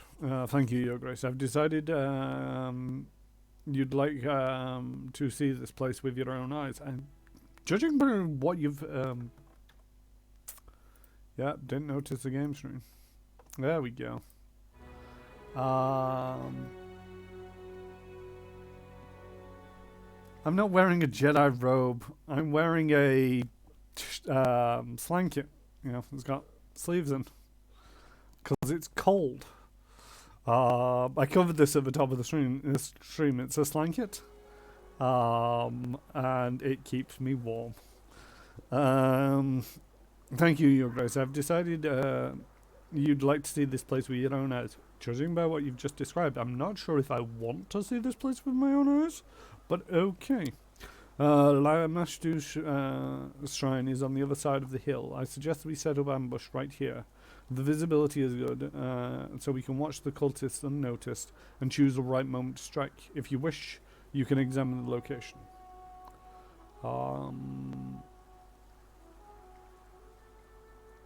Wait for me here. I Time's am not waiting. going to take his advice and sneak around a little bit. Do you have a cloak of shadows? You do, so you can come with me. And we're going to sneak around and see. Because I'm guessing these cultists are going to be largely distracted. I don't think this leads anywhere, but.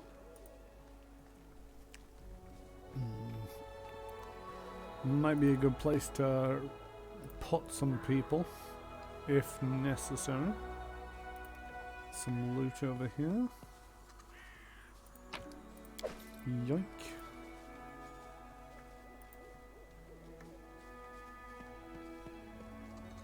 I see something.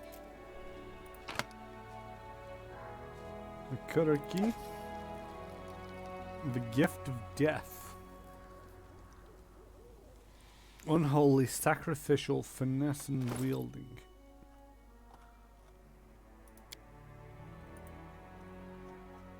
An unholy weapon is imbued with unholy power. This power makes the weapon evilly aligned and thus bypasses the corresponding damage reduction. It deals an extra 2d6 points of damage against all creatures of good alignment. Sacrificial. Attacks with this weapon get an additional +2 enhancement bonus against stunned, paralyzed, nauseated, or frightened targets. I mean, that's a nice blade. I probably shouldn't use it, but it's a nice blade.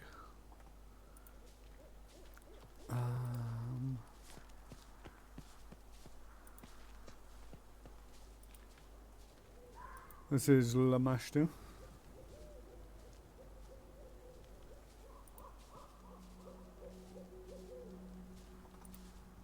Flat stone covered in blood and littered with the skulls and bones, all that is left of from nauseating rituals. A trivial matter. Statue portrays Mother of Monsters, a pregnant woman with 3 eyes, jackal head, feathered wings. The stone is covered with strange images. I'm guessing they're not here yet. Still, I've taken their little knife thing, which sounds like a plan. I'm not going to break scales, just in case they do suddenly decide to turn up. There's another bit of that ring. There's some mushrooms. Always got to pick wild mushrooms when out and about. And a token of a dryad. Okay. Alright, let's get everybody correctly arranged. There we go. Follow my lead. There's no one here, so okay. Are we ready for ambush? The day is right, the time is coming. All we have to do now is wait until the cultists gather in their coven.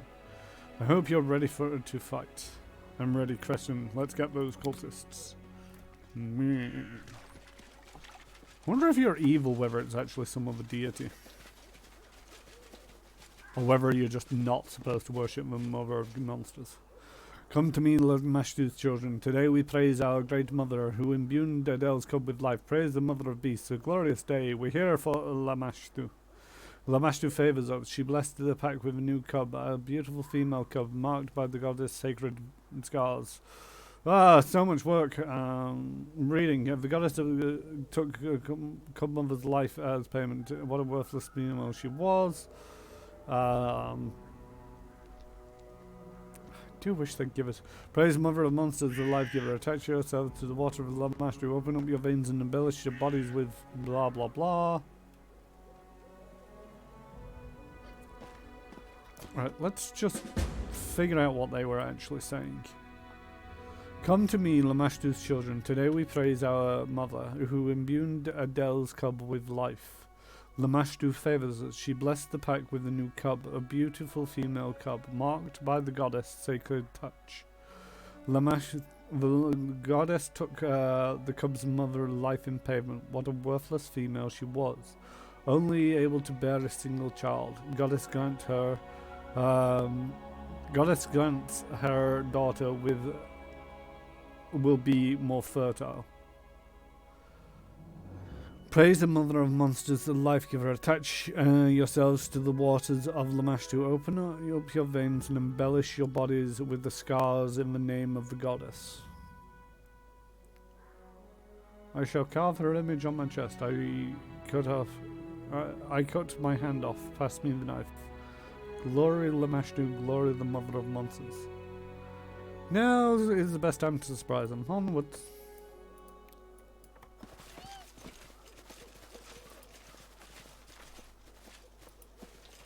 Can you make an epic pose? I need inspiration.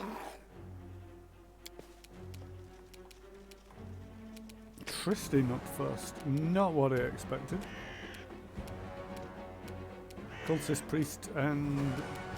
Priest of Lamashtu and Lamashtu's priest. So it's come to this. I'm guessing there's a difference between them.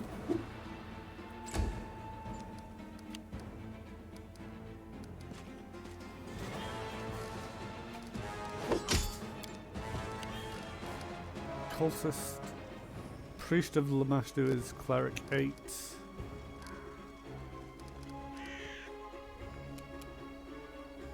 He's a non-combatant at the moment. That's curious. Octavia, do me a favor and hold person that guy at the back.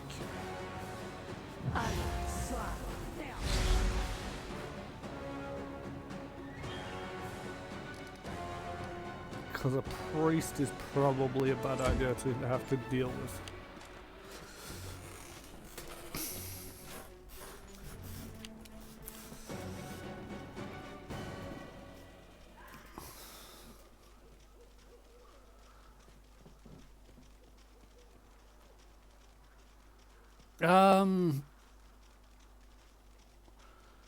Right. There's a difference between Starfinder and D&D when it comes to surprise round rules. First of all, in D&D, there's no such thing as the surprise round anymore. You've got different levels of awareness. And if they are not aware of your attack, then you have advantage. If they are aware of the attack, then you lose that advantage. So, if you have a ranged attacker and a rogue out deep, hidden by something, and they have made a stealth check that overcomes the enemy's perception checks, then yes, they will have advantage. But if you have a melee fighter, unless he has some way of getting up to the individual while stealthed and stabbing them in the back, then they do not get that advantage because their surprise is ruined. The enemy is aware of them the moment they step out of cover and start to charge. For example, in this party here, we have myself, who is very stealthy. I can sneak up behind people. We have Octavia, who is equally as stealthy, and also she is ranged. She can cast magic from stealth. Then we have Anne-Marie, who screams at people while running up to them and goes, "Ah!" and then chops at them with a bloody big sword. Anne-Marie never gets advantage on the first round. Not without other standards in play. Now, when it comes to Pathfinder and Starfinder, the difference between is that there is such a thing still as a surprise round. Anybody who is aware gets to act in the surprise round. Anybody who is unaware doesn't get to act. In Pathfinder and I think Starfinder, I'm not sure off the top of my head with Starfinder, I'd have to double check. Surprise rounds don't come up very often. But in Pathfinder at least, until you have acted, you are flat-footed. Which doesn't give the advantage, it basically gives a +2 or a -2 to your AC. Or, oh. Actually, no, flat-footed in...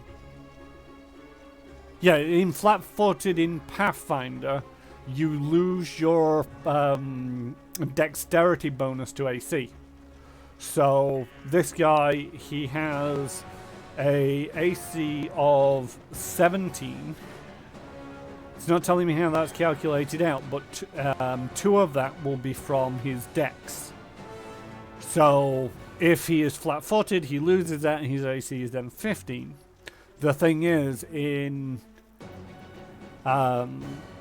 Pathfinder, to make a sneak attack, the enemy has to be either unaware of you, flat-footed, or you have essentially flanking. So there are some creatures such as an ooze, which is immune to flanking, which you can never get a sneak attack off on unless they're unaware, but they usually have something to counter that as well. They might also be immune to precision damage, which is another facet of it when it comes to Pathfinder. But however, one thing to note in Pathfinder and Starfinder, a surprise round is only actually a half round. You have the option to move, or you have the option to use an action. But you can't use a full round action. So you don't get there are some spells that you can't do. If you do make an attack, it is only a single attack. And, if you're a melee fighter or, mainly a melee fighter, or you're a ranged fighter who isn't in quite an ideal position, the idea of the surprise round is you just get to move into the ideal position without having, because that's the other thing. While you're flat-footed, you can't make attacks of opportunity. And so if you've got somebody, if you've got a big bulky fighter who manages to get close and then get into the surprise round, they can actually loop behind them very close, not triggering attacks of opportunity, and cut off anybody's retreat. But yeah, I'm guessing from you generally run more D&D than anything else. So yeah, it's all about. It's not a surprise round. There is no such thing as a surprise round in D&D. The first round of combat, you would determine everybody's awareness. You roll stealth checks and opposed perception checks. If somebody is unaware, then you have advantage on the attack. If they're aware of you, then you don't have advantage. So yeah, it's probably not as harsh as you think it can be, but at the same token, there's builds of rogues who, if the enemy hasn't acted yet, then you get to score an automatic critical, or you automatically get sneak attack, or it's a sneak attack and you automatically critical, something like that, which can prove very powerful, but trying to set up a situation like that is pretty tricky. Stay behind me! Right, let's murder some priests.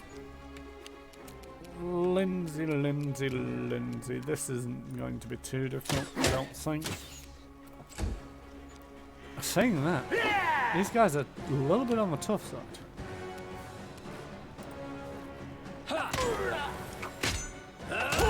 No, not that tough.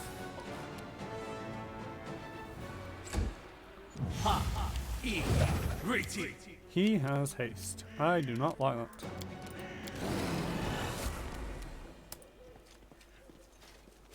Curse upon you, Lamashtu's children will avenge her. And off walks that guy.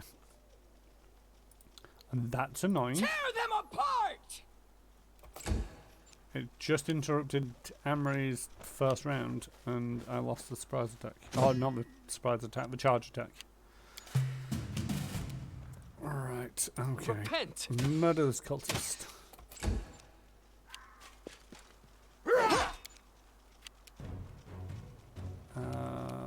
Don't like how close you are. Let's move away. I'll fight if I have to.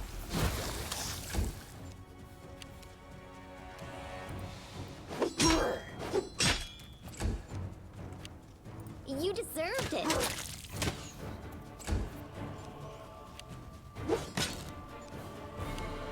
This will hurt. Yeah. So yeah, as I was talking about earlier, is upgrading computer. One of the things that sort of like, not so much worries me, but I'm sort of like reluctant to upgrade my current computer. Is sort of like the fact that I'm currently in the middle of a playthrough of Pathfinder Kingmaker. I'm currently in the middle of a playthrough on Fantasy Grounds for a Starfinder Adventure Path, Dawn of Flame. If I was to completely rebuild my computer, or upgrade my computer, then there are certain things where I want to be very sure don't get lost in the upgrade. Strike is one. The thing is, though, there's also the possibility of me going for an entirely new computer, Any last wishes? in which case, you know, I don't have to worry about that too much because I can run both computers side by side until I'm pretty sure that I've got everything covered. The main problem for that actually comes from there's a slight difference in upgrading this computer. You know, it's like 300 quid for a new graphics card, 300 quid for a new larger hard drive, that kind of thing. But at the same token, it's... You just hit with everything on that one. Ow!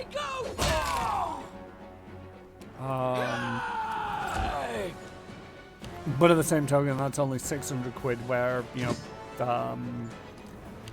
if I was to build a new computer and have to worry, you know, until I want to get cutting edge stuff, it's not too bad for me to, you know, I could spend, you know, so like 600 quid on the motherboard and processor.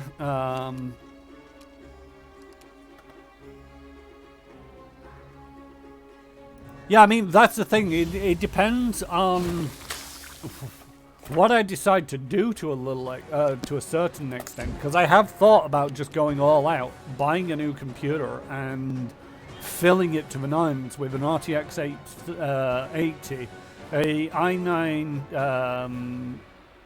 Intel processor, compatible motherboard, you know, far too much memory for my normal use, a 2 terabyte solid state hard drive, and maybe a couple of 2 terabyte traditional hard drives just for storage reasons, and build the whole damn thing from scratch.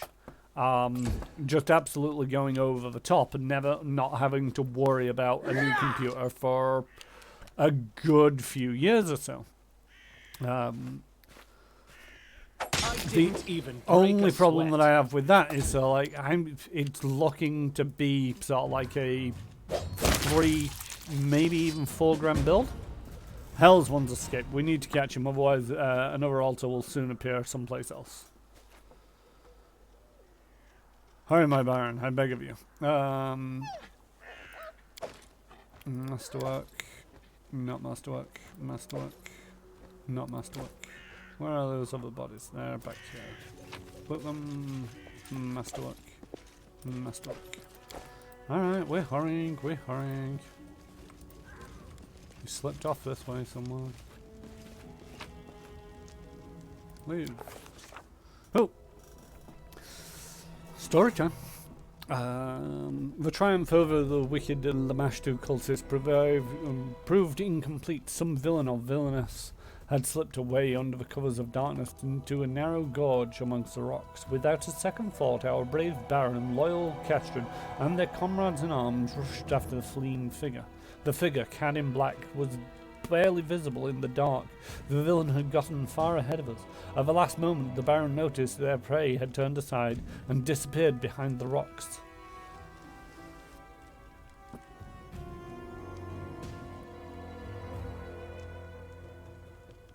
After they decided to take a shortcut to catch the cultists by surprise, the party started climbing up the stony ridge. Climbing in the darkness is a difficult task. It's not a joke when you try to catch a stable rock and hear the small stones crumble under your feet. Several times it seemed our heroes were out of luck, but their stubbornness and the thought of a runaway cultist floating about eluding them gave them strength. Moments later, we were at the top. Our heroes found themselves at the top, and just in time. The cultist, barely visible in the darkness, was threading his way through the gorge directly beneath them. It seemed that cultist was so focused on finding his footing, he didn't notice his pursuers perched above him, giving the Baron a chance to strike. What will our heroes do next? Send our swiftest and most agile down ahead the unstable slope in the hopes of cutting off the runaway. It's gonna have to be me. I'm not the greatest at perception, but I do have a 22 versus 19, whereas perception is not that big of a difference. Chiron appeared from the darkness like a spirit. If they'd run away, hadn't been expecting that. Chiron barely had time to react as the cultist burst into a sprint. Darkness failed to cover the peculiar way the runaway walked. The robed figure was limping badly, dragging his right leg. Despite that, the cultist vanished into the darkness without a trace. The party followed to the edge of the plateau, where the flatlands began. As our brave heroes reached the edge of the plateau, the vastness of the Canelands opened before them, an ocean of high grass as far as the eye could see. A beautiful sight, but finding our quarry in the sea of the Green Sea, it would prove impossible. With our heads down and hopes lost, we descended to where a small streamlet flowed amongst the stones, and then, there before us, good fortune, in our haste, our villain had run through the high grass, leaving a trail for all to see. The party immediately set off, driven by a single desire to capture a criminal who dared escape the punishment of the Baron, had led us on this unwelcome chase. We moved as swiftly as we could, but even the ground seemed to fight us. Rocks gave way to mud. Mud grew deeper as we marched on and seemed to grab at our boots. Even the wind began to rise, lashing at our cloaks, and a foul scent filled the air. Sure signs we were heading towards the Null Marches. Soaking wet and exhausted, our heroes came upon a cabin at the edge of a swamp.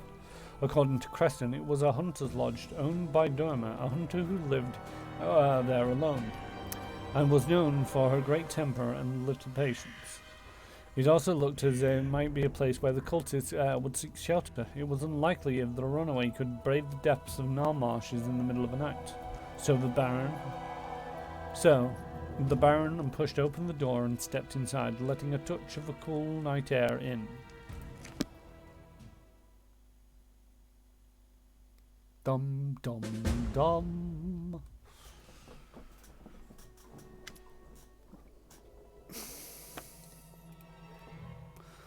The lodge is lit with only a few candles on the tables and the counters. Shadows lie thick around the room. A number of people are here. A well-dressed couple at one of the tables. A girl in a simple dress dozes near the opposite wall. And at the counter, an untidy dwarf. She's wiping the mugs and glaring at you. From the half-open kitchen door, you hear the clanging of pans upon metal, presumably a stove. Creston looks around with a heavy gaze. Things have gone from bad to worst. We must find the cultists before they flee, and we have no idea what they look like. The people in the lodge look surprised and concerned. Each seem to recognize you and ask themselves, what is the ruler of these lands doing here at such an hour, flanked by armed guards? Creston's hands fall upon his weapon. Your Grace, I am ready to make an arrest, but if you wish to investigate further before making a decision, make sure no one leaves the lodge until... I'll make sure no one leaves the lodge until you give the order.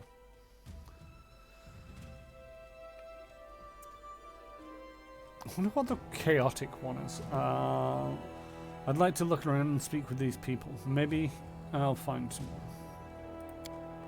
As you command, Your Grace. No one will leave this house. I'll make sure of that. My advice, take their room keys. Their personal belongings speak their owner's intent, more often than their masters would like.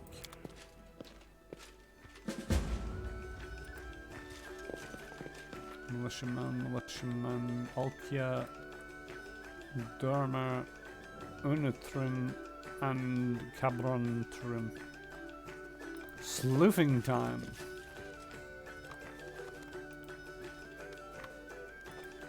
Fire crackles with comfort. We're travelers. The shelf contains a number of bottles with faded labels. It seems they've seen better days. Right. So first thing I would like to do is I would like for all of you to parade from one side of the room to the other side of the room. And I'll murder anybody with a lip. No? Nobody want to do that? Okay. I'm checking the back. The table is piled with dirty dishes and cold leftover food.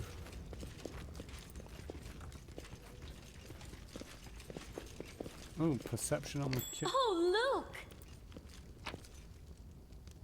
look! Hello. Done. If the back door was used recently.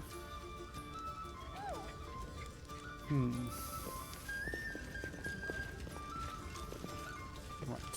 So do we see any signs of... Let's just do Amory a quick little favor. And patch her up a little. Oh. I'm listening. Right, so the back door was used, but there's no muddy footprints. Okay, that's that one. That was easy. Something is burning inside the stove. It was thrown in the fire not long ago.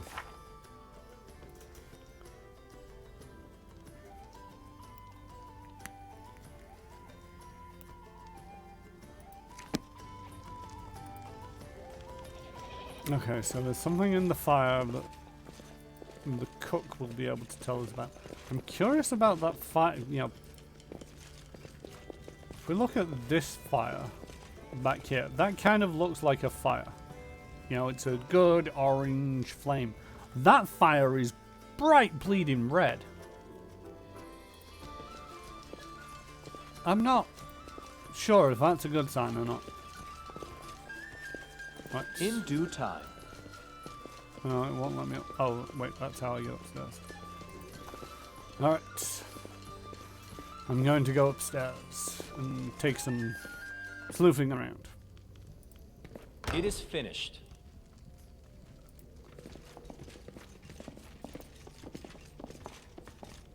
That was easy. There are no hunting bows, arrows, snares, or any sign of Treadens having hunted any hunting on their mind.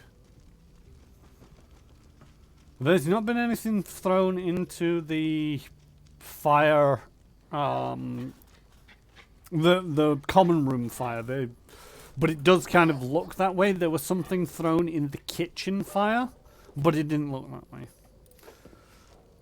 The bag contains Tristan's clothes and personal belongings. The sheets are crumpled and the blanket is thrown aside. It seems someone was sleeping in this bed not long ago.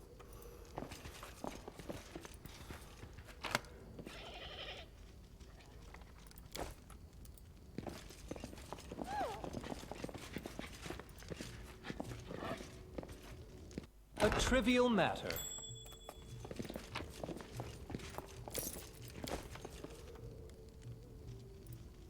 A pile of dirty clothes covers some snares. There are a few hunting bows and quivers with arrows. Okay, so whose room is this? The sheets of the bed look dirty. The bed cover is sewn together from a number of patches.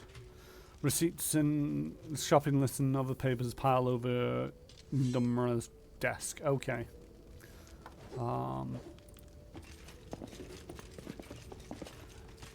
Yes, but we only saw one cultist. Now, this is Tedrim's chests, and the Tedrims are downstairs. There's two of them. Also, this is a hunting lodge. yet they have no hunting equipment. So, what are they doing here? One of them could have been in bed and came downstairs to make it seem like the couple were here together. That is my first guess. A trivial matter. Oclear's bed. The mattress covers a bloodstained cloth and bandages. Okay. The table holds piles of letters crossed with ribbons. These are these are letters from Oclear's deceased husband. It seems they corresponded often. The chest contained modest clothing, some packed leftover food, a purse of herbs, and other personal belongings.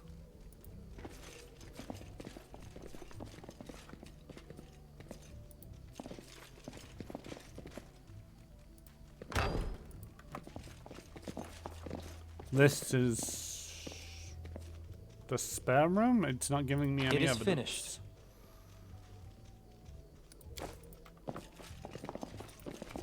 There's no holy symbols of Lamashtu in there. Again, this feels the same. Masterwork falchion, padded armor, flux elven, can't touch it, I'm a good guy. Unless I have to murder everybody in this place. That's the other thing I wanted to double check. What's in this chest? This is not I possible. did as you asked. Just a bunch of gems and money. I can open locks. That's lawful, right? I mean, it's not, but I'm not stealing anything. And this is an investigation, goddammit. I can be lawful good and break open things. Right, so far we've got Alkia, who's got bandages, bloody bandages and bed sheets. And letters from her husband. We've got Cabron Tedrim and Una Tedrim. It looks like one of them was upstairs asleep in their bed, but they have no intentions of being hunters here. We have Dumra, who owns the place. I mean, it's a little bit secluded. Could be them.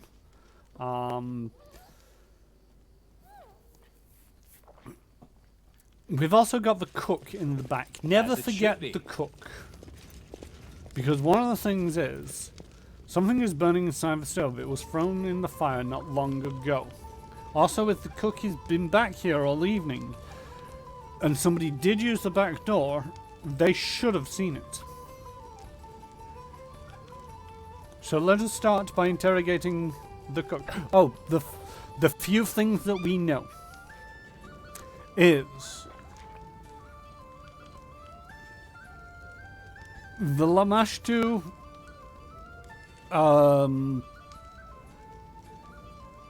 cultists mentioned something about a mother and a child, you know, a child being born that killed off a mother.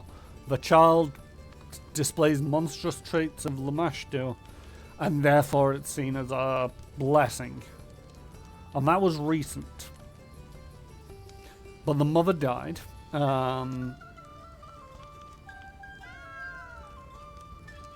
No, the cook was the murderer in my last two done it. I ran it because no one thinks of the cook. Lol. I mean, I tend to go a little bit over the top with investigations, and also, you know, usually in these things, it's a question of logic. And I'm fairly good at logic once I put my mind to it. The other thing that we know is that the individual had a limp. Now, what kind of annoys me is we heard them chanting before we arrived. But we don't know whether it was a male or a female voice. And we don't have any description of their height, despite having seen them. But I think that's just basically to keep some degree of mystery. I mean, it'd be nice just to get one of them, you know, everybody to parade up and down and figure out who's limping. But then again, I think back to the usual suspects. If you think somebody's following you, you try to throw them off. especially if it's part of an investigation, by adopting sort of like physical bodily traits that set you apart. But then when they're looking for that, you can shake it off because you don't actually need to limp. So, first of all, we shall question the cook. The kitchen servant is busy grinding herbs with a mortar. She's wearing a dress soiled with dark stains. Her hair is knotted in a bun with a few stray hairs poking through. The woman doesn't appear to notice you as she makes her way to the stove. You notice she's limping badly on her right leg. Before you can speak, she turns, sees you, and freezes. I need the key to your room. Room? I don't have a room except here in the kitchen. Bed's a bench. Still, warm enough though. Who are you? Named Tessan. Cook for Tedrums. Nobles of Restov. She wipes her hands on her apron. What will it be? Why are they here, you think? None of my business. Might be they have things to do I wouldn't know about. I mend, I cook, and I serve where needed. What can you tell me about your masters? No quicker road to trouble, talking about my masters, that is. How would you like if your servants were all gossips about you? They pay regular, not stingy with their coin. They don't yell much. So I count myself fortunate, I do. I'll write enough about the Tedrons. What are you cooking? That's for tomorrow. Tomorrow's midday meal. 'Tis? Peek into the stew pot. You take off the pan, the lid of the pan. Some brew boils inside. It's strange and smells odd. You lean over. The smell the stew. You immediately flinch. The acidic stink of vinegar feels like a punch to the face. Besides, you can smell some strange spice, which would be inappropriate in a dessert, but not in a first course for dinner. Alright, I won't be troubling you any longer. We're looking for a criminal who may have fled this way. Have you seen anyone suspicious? What can be seen here, you say? Ask Dumra, she runs the house, she does. Has anyone come into the kitchen recently? Only Dumra came, no doubt checking to see I'm not palming the silver, as if there's anything worth stealing here. So there's not. The hostess of his lodge doesn't mind you cooking at her kitchen. As if she came here often herself. Filth piled in the corners, a full or sandal deep in dirt. Had to work my fingers to the bone to clean the kitchen before I could start a proper meal in this cowshed. That's all I need. I have to go.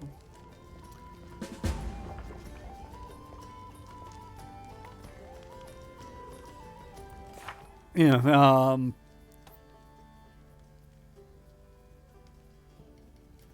that was the first giveaway that it might be the cook is the maid of the kitchen maiden limps like our robed runaway. But it distinctly said that it was her left, and I'm not entirely sure if the book said otherwise.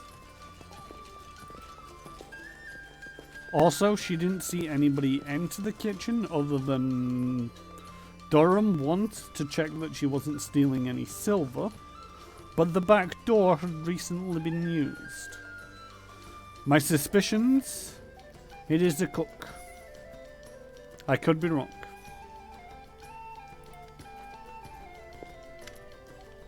A sourdough-faced dwarf stands before you, hands on hips. Despite the wrinkles on her face, she looks more than capable of handling herself. The woman looks at you with caution, throwing quick glances at your companions. Your Grace? What an unexpected visit. I am the hostess of this place. My name is Lumma. How can I help you at this hour? How many people are there in this the lodge now, except for you? Watch yourself. There are 3 of them, all sitting over there. That one in the kitchen, guessing she's the servant of these 2 noble folks. They look to be carrying all the coin.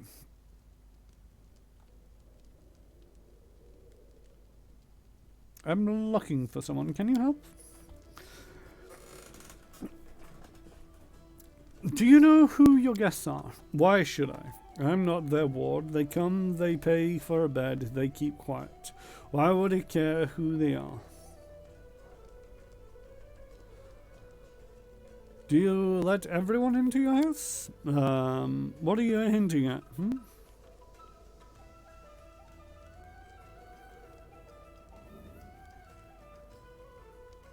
Do you allow anyone who asks to spend a night here? Of course, everyone. What else am I expected to do? Pick who gets a warm spot near the fireplace and who gets left out in the rain. Let them in, you and your thugs. Though you've put the terror in my other guests. Excuse me, who you're calling a thug?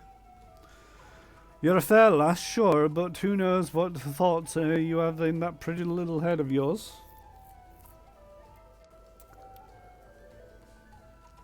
Do you remember when they came to your lodge, at least?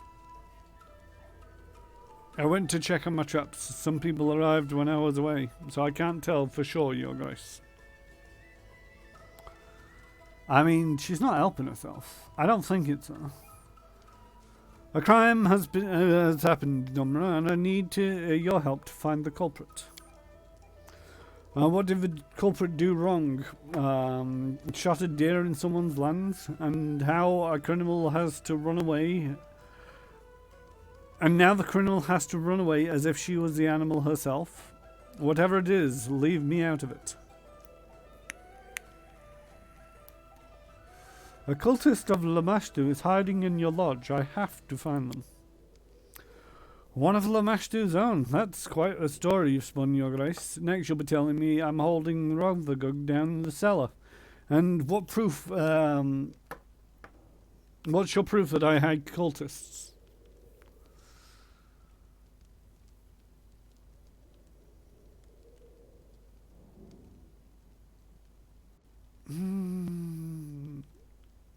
I'm not going to argue with you, because all of that was a loaded question. It was loaded because basically all of those could be dismissed as circumstantial evidence. It's the only house for around here. It's all, well, who else is going to build a house in the middle of nowhere? This is why I built the house here. Saying that there's footprints leading to doors, it's all like, well, what do you expect? We're in a bog. You put your foot down outside, it's going to leave a print. And the tracks leading up to the house, and it's all like, well, they could have gone around, it could have been me, it could have been so many things. So, back to my other questions. I'd like to examine your room, Domra. Domra's hand tightens to a fist, but she keeps her hands on her hips. She says nothing more. Merely stares at you defiantly. Listen, the sooner I cross you off out of the suspects list, the sooner I'll leave you alone. Do me a favor and give me the key to your room, and all of this will be over before you know it. Your way then, but have care, no digging through my undergarments, or I'll have your hands on hooks, you hear? Yes, I've already been through your room, I don't care. There was just more seeing what their reaction was.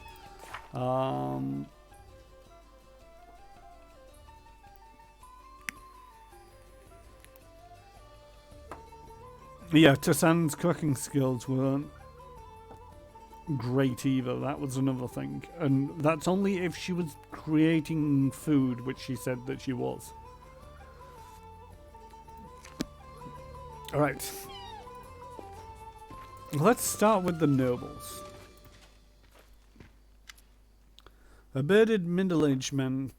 Oh, but I addressed with the woman and it automatically switched me over to the man.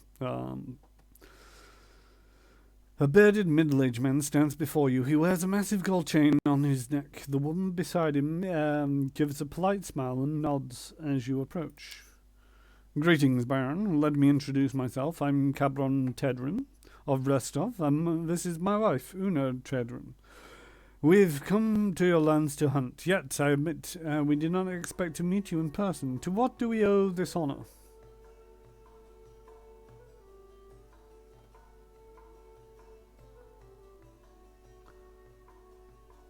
Far from brevity, are you not? You see, I've heard the wilderness here is our excellent sport, so I decided to see for myself. Sought truth from rumour, you understand. Unfortunately, my fair wife was in favour of the trip. Fortunately for my fair wife was in favour of the trip, so here we are. Do you prefer snares or a bow? A bow. What kind of prey do you hunt? Cougars. Magnificent predators, worthy prey for a worthy hunter. Cabron freezes, he swallows again as if fighting back a breath. He gives an awkward smile. Well, I hope you enjoy your hunting. Let's change the topic. Tell me about yourself, please. I'm a legalist, Baron. My job is to ensure Restov's laws are upheld. My wife is a keeper of the hearth and my loyal companion in prolonged journeys. Una nods without a word. Her gaze is fixed upon you.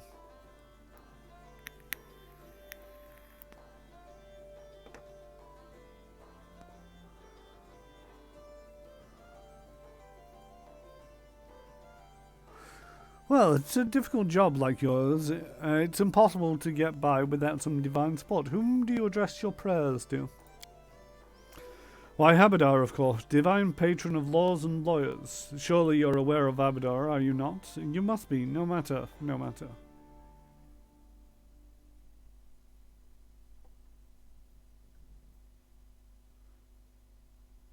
Oh yes, of course, Cabron Tedrin. I've heard about you and your famous legal cases. I'm bluffing. I've never heard of this guy before in my life. I doubt, Baron, that you've heard, anything you've heard concerns me. My family name is a common one. Some in relatives, I know not a quarter of them. So you're a legalist. So you are a judge? Not exactly. I work as a legal defendant in cases when the suspect's innocent must be proven. And I admit, I have moderate success in the field. No need to bother you with the tedious tales of the courts. We decided a trip was in order. My husband works long hours during the last several months, so he felt a journey would be good for both of us. Back to my other questions.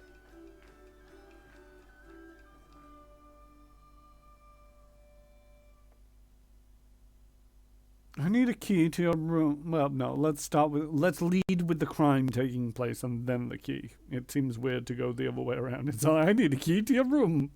Why? Because it's been a murder. Lead with the murder and then say I need a key to your room. It makes so much sense. There's been a murder. A crime has taken place nearby. The ones responsible may be hiding in this house. Have you seen anything suspicious? I'm afraid, Your Grace, we won't be able to help you. Have you seen anyone suspicious? We're not accustomed to such company, Barons. Besides, from the rest of the legalist's point of view, every person in this room is suspicious. Do you know the hostess of this lodge? No, I don't, and I must say she doesn't look forward to meeting new people either. Do you recall who came into the lodge within the last hour or so? Cabron casts a look behind you. On second thought, this young woman, I didn't notice exactly when she entered the room. He turns to his wife. My dear, perhaps you recall. What was the name our hostess used addressing her? Oclea, sweetheart. I can't recall if I saw her at the start of the evening. Let's go back to other questions. I need a key to your room. Despite Una's cool expression, you notice a bead of sweat running down her temple. As she spots your glance, her lips tighten. Cabron takes a key from his purse and hands it to you. As you wish, Baron. The woman in the kitchen, your cook? Yes, we can't imagine our lives without Tassan. My constitution demands a unique diet. A private matter, if you don't mind.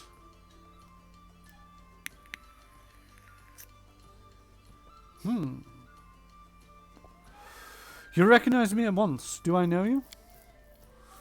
I doubt it, but news about developments within Stolen Lands and your role in them have travelled far, Chiron. Chiron is a well-known name beyond your borders. Not placed to rest for the night. Why, Baron, we adore this charming dwelling.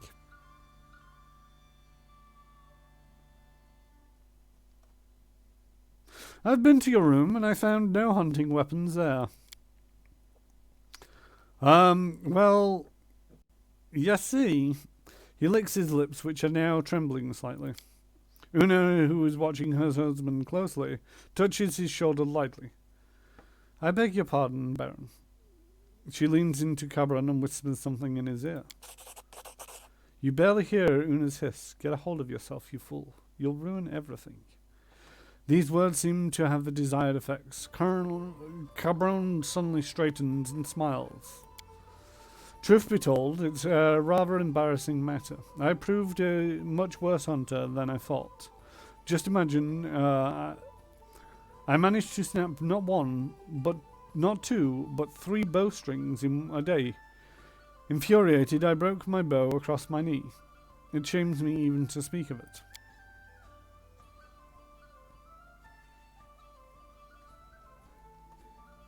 I'll come back to you later.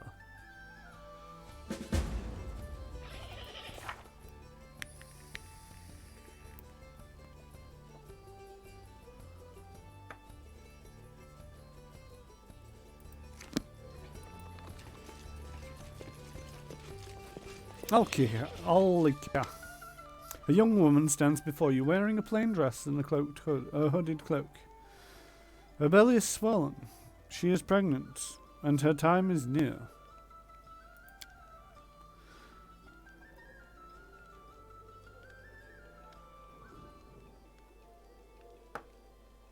I mean, everybody's suspicious at this point. A bowman, a hunter who breaks his own bow. I mean, that's potentially a possibility. The woman is slightly suspicious. I was expecting them to actually be having an affair, but I'm not entirely sure, which is why they might have wanted to keep this rendezvous and the pretense of it all under wraps. He is a legal person, after all, in Brevov. He brings his mistress out into the wilds. And they happen to bring their cook. I don't know.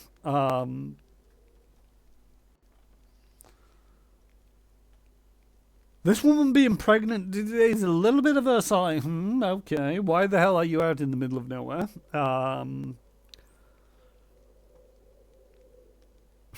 looking for a cultist of a dark goddess. Can you help me? Cultist? That's horrible. But how can I help? Have you seen anything suspicious tonight? No, I don't think so. Do you know anyone in this hall? First time I've seen the people was when I stepped over the threshold of this lodge. Do you know who came to the lodge last?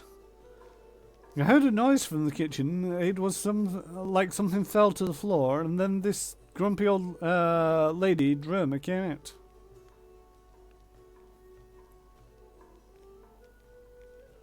Let's talk about something else. What are you doing here? I'm taking what rest I can before I can after a long day on the road, Your Grace. I'm a widow, and I barely have 2 seasons to mourn my husband, and he left me with child. It is difficult times like these. I've got a sister in Gorton, and God bless her. She agreed to give me shelter in her house, so I went there. There was nowhere else to go. Are you planning to stay in Gralton? I don't know yet, but if things turn out well, why not? Where are you from? From Galt, Your Grace, a tiny village near the tract. Yes, no one ever heard about this place. You recall the location of Galt and Golden. As far as you know, the stolen lands lay aside. As far as you know, stolen lands lay aside from the places Owlcat had named. Does that...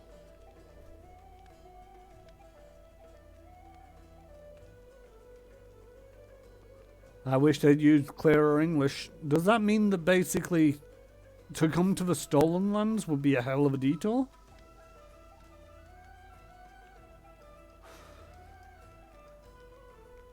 It was a long journey for you. I've little coin, Your Grace, so I had to beg traders on the road to ride in their carts. I spend nights anywhere I have to. This place is at least warm and dry. Let's talk about something else. I need a key to your room. Owlcat hesitates and then takes a key from out her cloak and hands it to you without a word. You see that couple at the table. They're nobles from Restall. They claim you were the last one who'd come into the hall. But that's not true, it's not. Durma, the hostess, she was the last one. I remember her coming through the kitchen. Why are there blood-stained undergarments in your room? Where is it from? Owlcat takes a step back, her eyes wild with fear. I'll explain. The woman lowers her head and rests her hand against her belly. I'm expecting a baby, but because of the journey and all of the worries, something must have gone wrong. It hurts, and I bleed. I tried to find out what was wrong, to heal myself, to appease the gods. The priestess of Pharasma told me he couldn't help. The goddess rejected my child, said it would be born dead. I should really put trigger warnings on these games. But I can't. Just can't accept it. I can't give up. This child, my husband's child, all I have left of him. Owlcat hides her face behind her hands and starts to weep. You realise you'll get nothing more from her at the moment. All according to plan. Owlcat, according to Owlcat, she's travelling from Galt to Grafton. That sounds perfectly normal, but how did she end up in the stolen lands? They're in the opposite direction. She should at least brush up on her geography before trying to lie straight to our faces.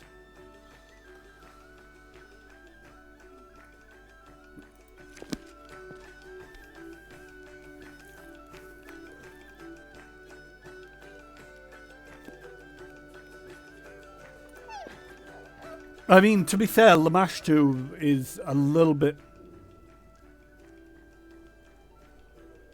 dark.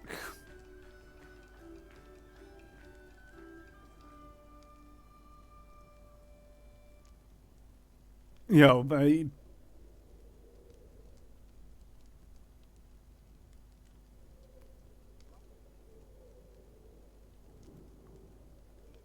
don't really want to get into the whole ins and outs of Lamashtu as a cult. Because it is very cult-like and it's not too pleasant. So I shan't darken it. If you're really curious about Lamashtu, send us a message on Facebook and I'll get you an extract from Pathfinder with details.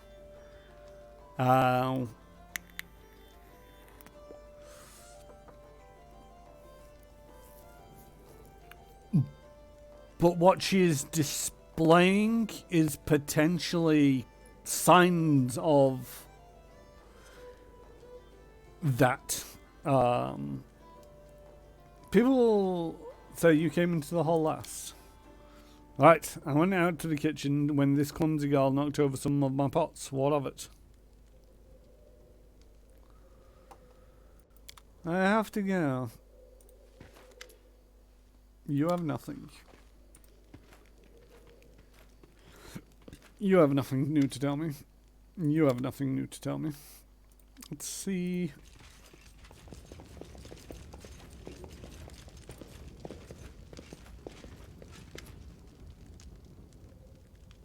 You have nothing to tell me. In due time.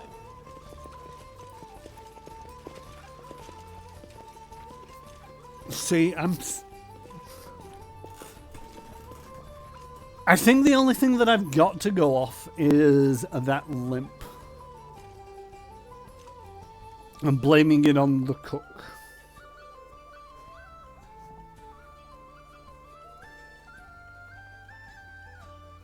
No, I think to a certain degree, because one of the things is, as I was reading that story, it was making a few rolls. It made me roll a strength or a dex. I chose dex, but I also rolled a perception. I think the perception got me the information about the limp. This is all a little bit metagaming. But because of that limp, it pointed it straight towards the cook. If you look at the evidence of everybody else, it would point it towards the woman. However, the woman is lying about where she is coming from. So that makes it very much... yeah, I know that it's meta. But the woman is lying about her location and where she's going or coming from going to. She is bearing signs of potentially Lamashtu blessed pregnancy.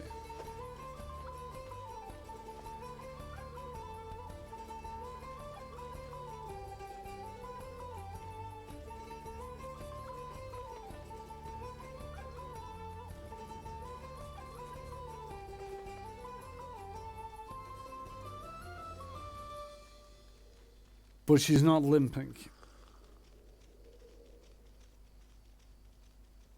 But it distinctly said that the person was limping.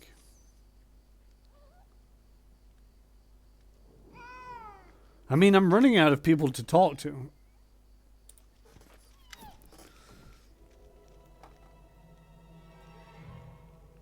Who would you interrogate first? The hostess has been staring hate at us since we entered. Mind her.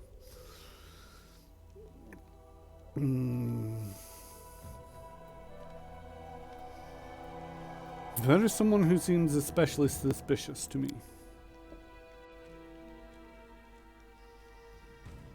Just call the name and I will interrogate that person.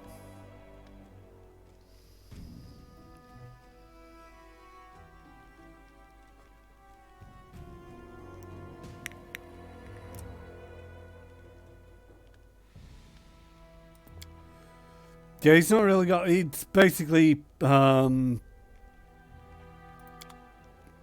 he's essentially the gatekeeper out of there.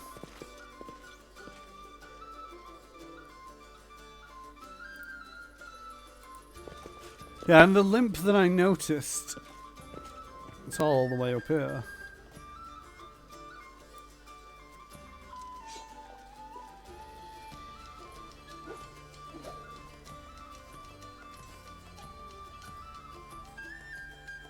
Who's storyteller? Oh, that's all the way back at my keep. I mean, that's all the way back at the Stardust. God, this is a hell of a long thing.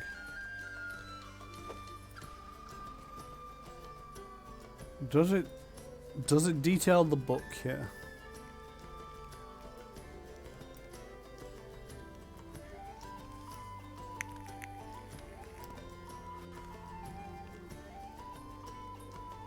Yeah, as we entered the kitchen and talked to Tsasana, the woman doesn't appear to notice you as she makes her way to the stove. You notice she's limping badly on her right leg.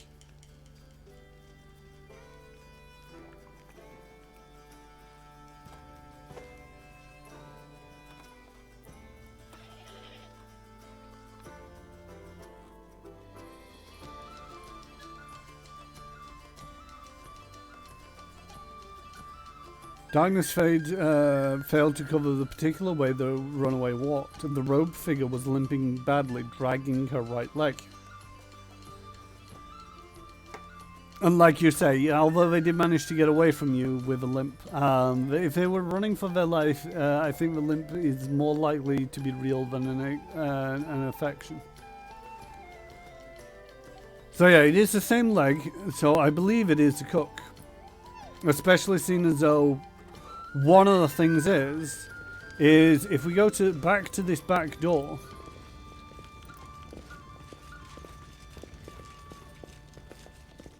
that looks like there's something in the way to me. So when she entered, she knocked something over in here, causing it to fall, that caused a disturbance. She moved into the kitchen, she went over to the stove, she threw some evidence in there, which we've also found that she claims nothing suspicious has been going on. She's got a badly limping right leg. Dumra went out the back to check on her. Of course, she sees her there because she just came in. Passes it off as nothing. I think it's a cook. I'm going with the cook.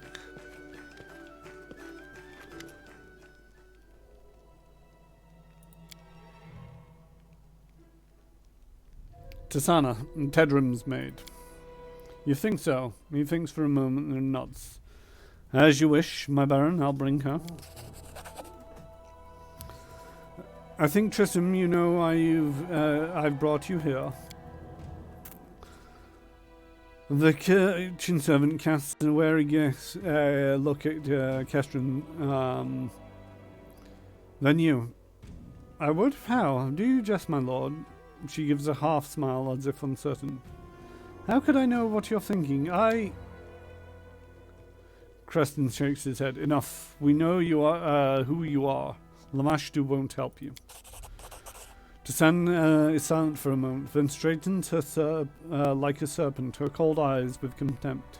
Is that so? Her accent vanishes, her demeanor of a peasant shed like a cloak. Then you know little of our faith indeed. The Great Mother is with me. Prepare yourself for her.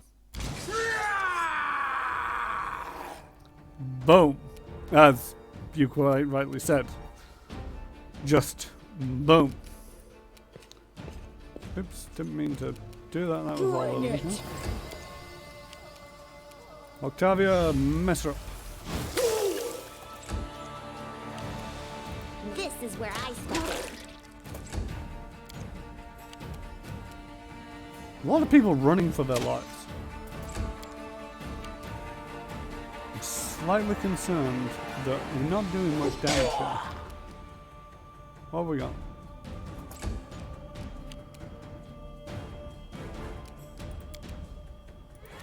Let's try can't reach this and way. stab. Why are we out of rage?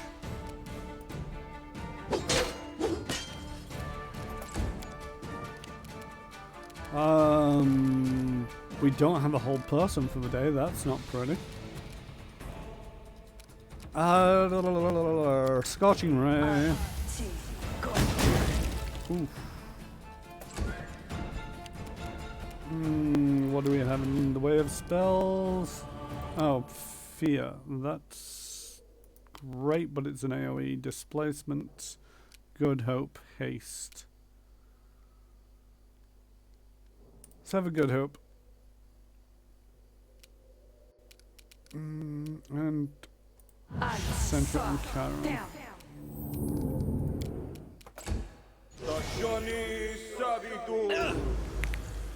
Wow, slay living. That's the spell and a half. Might want to kill her before she does too much. Stop, stop, I surrender, I surrender. The priestess of Lamashtu holds out her hands over her bleeding wounds, moaning in pain. She raises the hem of her skirt and wipes away the blood from her legs. Her right leg is covered with sores, oozing pus and yellow ichor.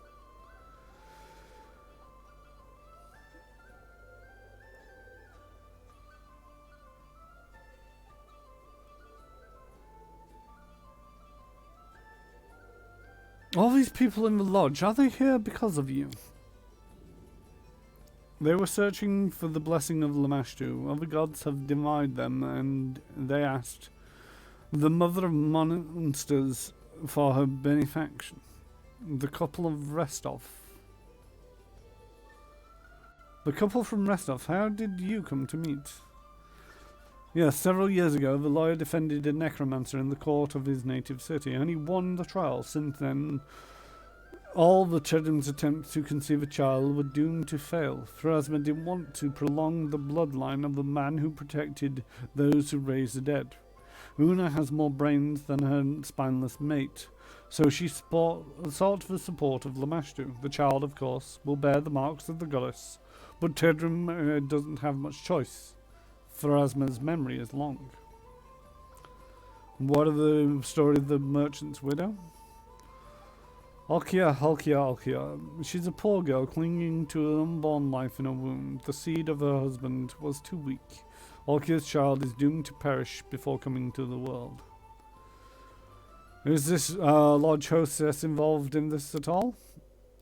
This faultless thing, no. She did not see, she was not smart enough to see what was transpiring under her nose. I won't offend the name of Lamashtu by calling our hostess one of her tribe. Enough.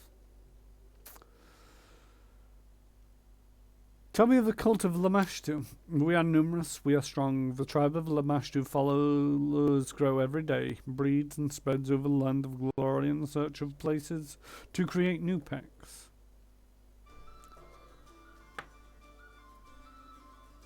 Enough about that.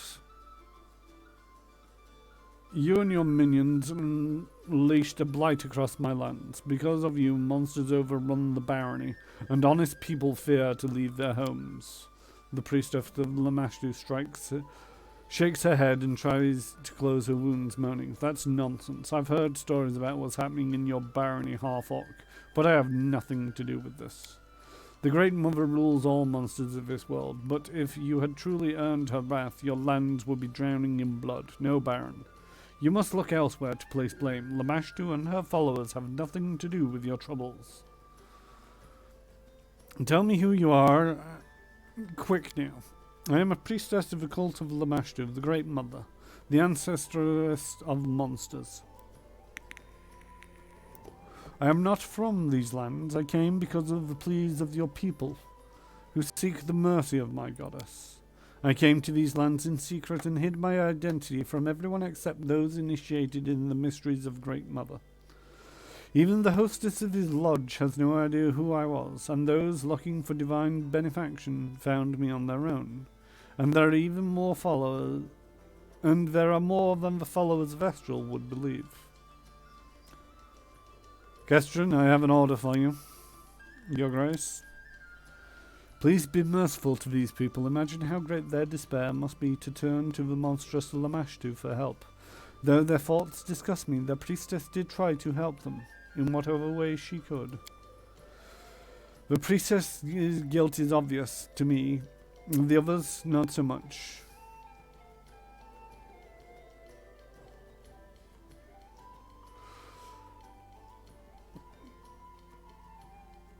These people are innocent, let them leave. As for the priestess, she's banished from these lands forever. See to it she is removed from the barony at once.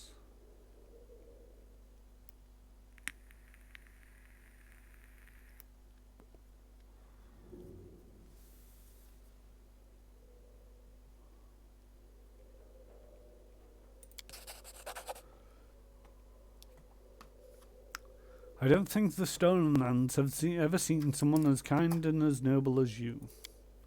Harsh, but fair. Befitting a true ruler. Your Grace, wait, let me ask you. No, let me beg you. Allow the priestess to perform one last ritual. Let her save my child. I have no hope except for Sam.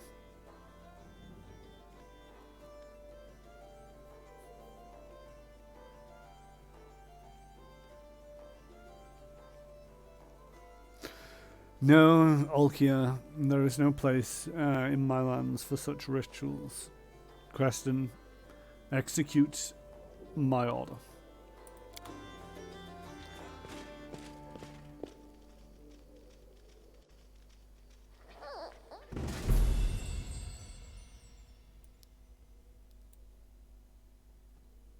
The blood of an innocent is on your hands, Baron. Alkia. lived a long life, but this mess is something new. Thank you for sorting everything out, Baron. I mean, that was a little bit... Oof. I can see how many people would fold at such a thing. It nearly got me, but at the same token, it's one of them. As the priestess said, previous to that, it's all like the child is gone. Anything that Lamashtu could do is not going to be her child any longer. Lamashtu is the mother of monsters. It wouldn't be pleasant.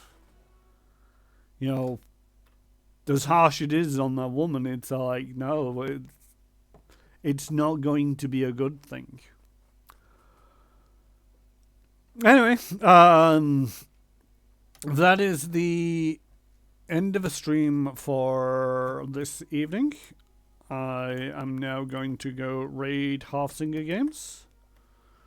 Let me do this in a way that I can quickly do something once. Because one of the things that happened is as soon as I raid, I can't quickly come off the mute. So thank you for all joining me.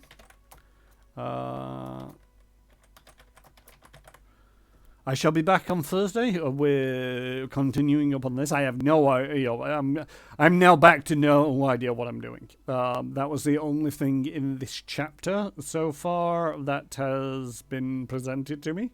I do need to go over to the Canelands and sort that place out. I probably need to fast forward the kingdom stuff a little bit to build up some build points and get some stuff out of the way. I can't currently build anything because it's far too expensive. I don't really have any money, and it's costing more because Jubileos hasn't done his work. So yeah, I'll be back Thursday. If there's anybody new in the chat, feel free to give us a follow. And there will be a giveaway at 50 followers. I'm up to 31 the last I checked. I think that just about wraps it all up. So yeah, I'm going to go raid Halfsinger Games. She was here earlier. She's playing Assassin's Creed Valhalla. And it is very entertaining because she is not an assassin. She is just cold-blooded murderer. Runs around and kills anybody who sees her. Very entertaining. 31 followers. Yeah, it's when I was streaming with my friend, we got a lot of sort of like crossover between my friends and his friends, and basically I got 3 or 4 just in that one evening. So yeah, it's slowly getting towards the 50. Now all I need to do is bring my average view count back up, because that hit the rocks after the couple of World of Warcraft sessions that I played. But anyway, yes, I shall see you all Thursday. Thank you for coming. Taddy bye.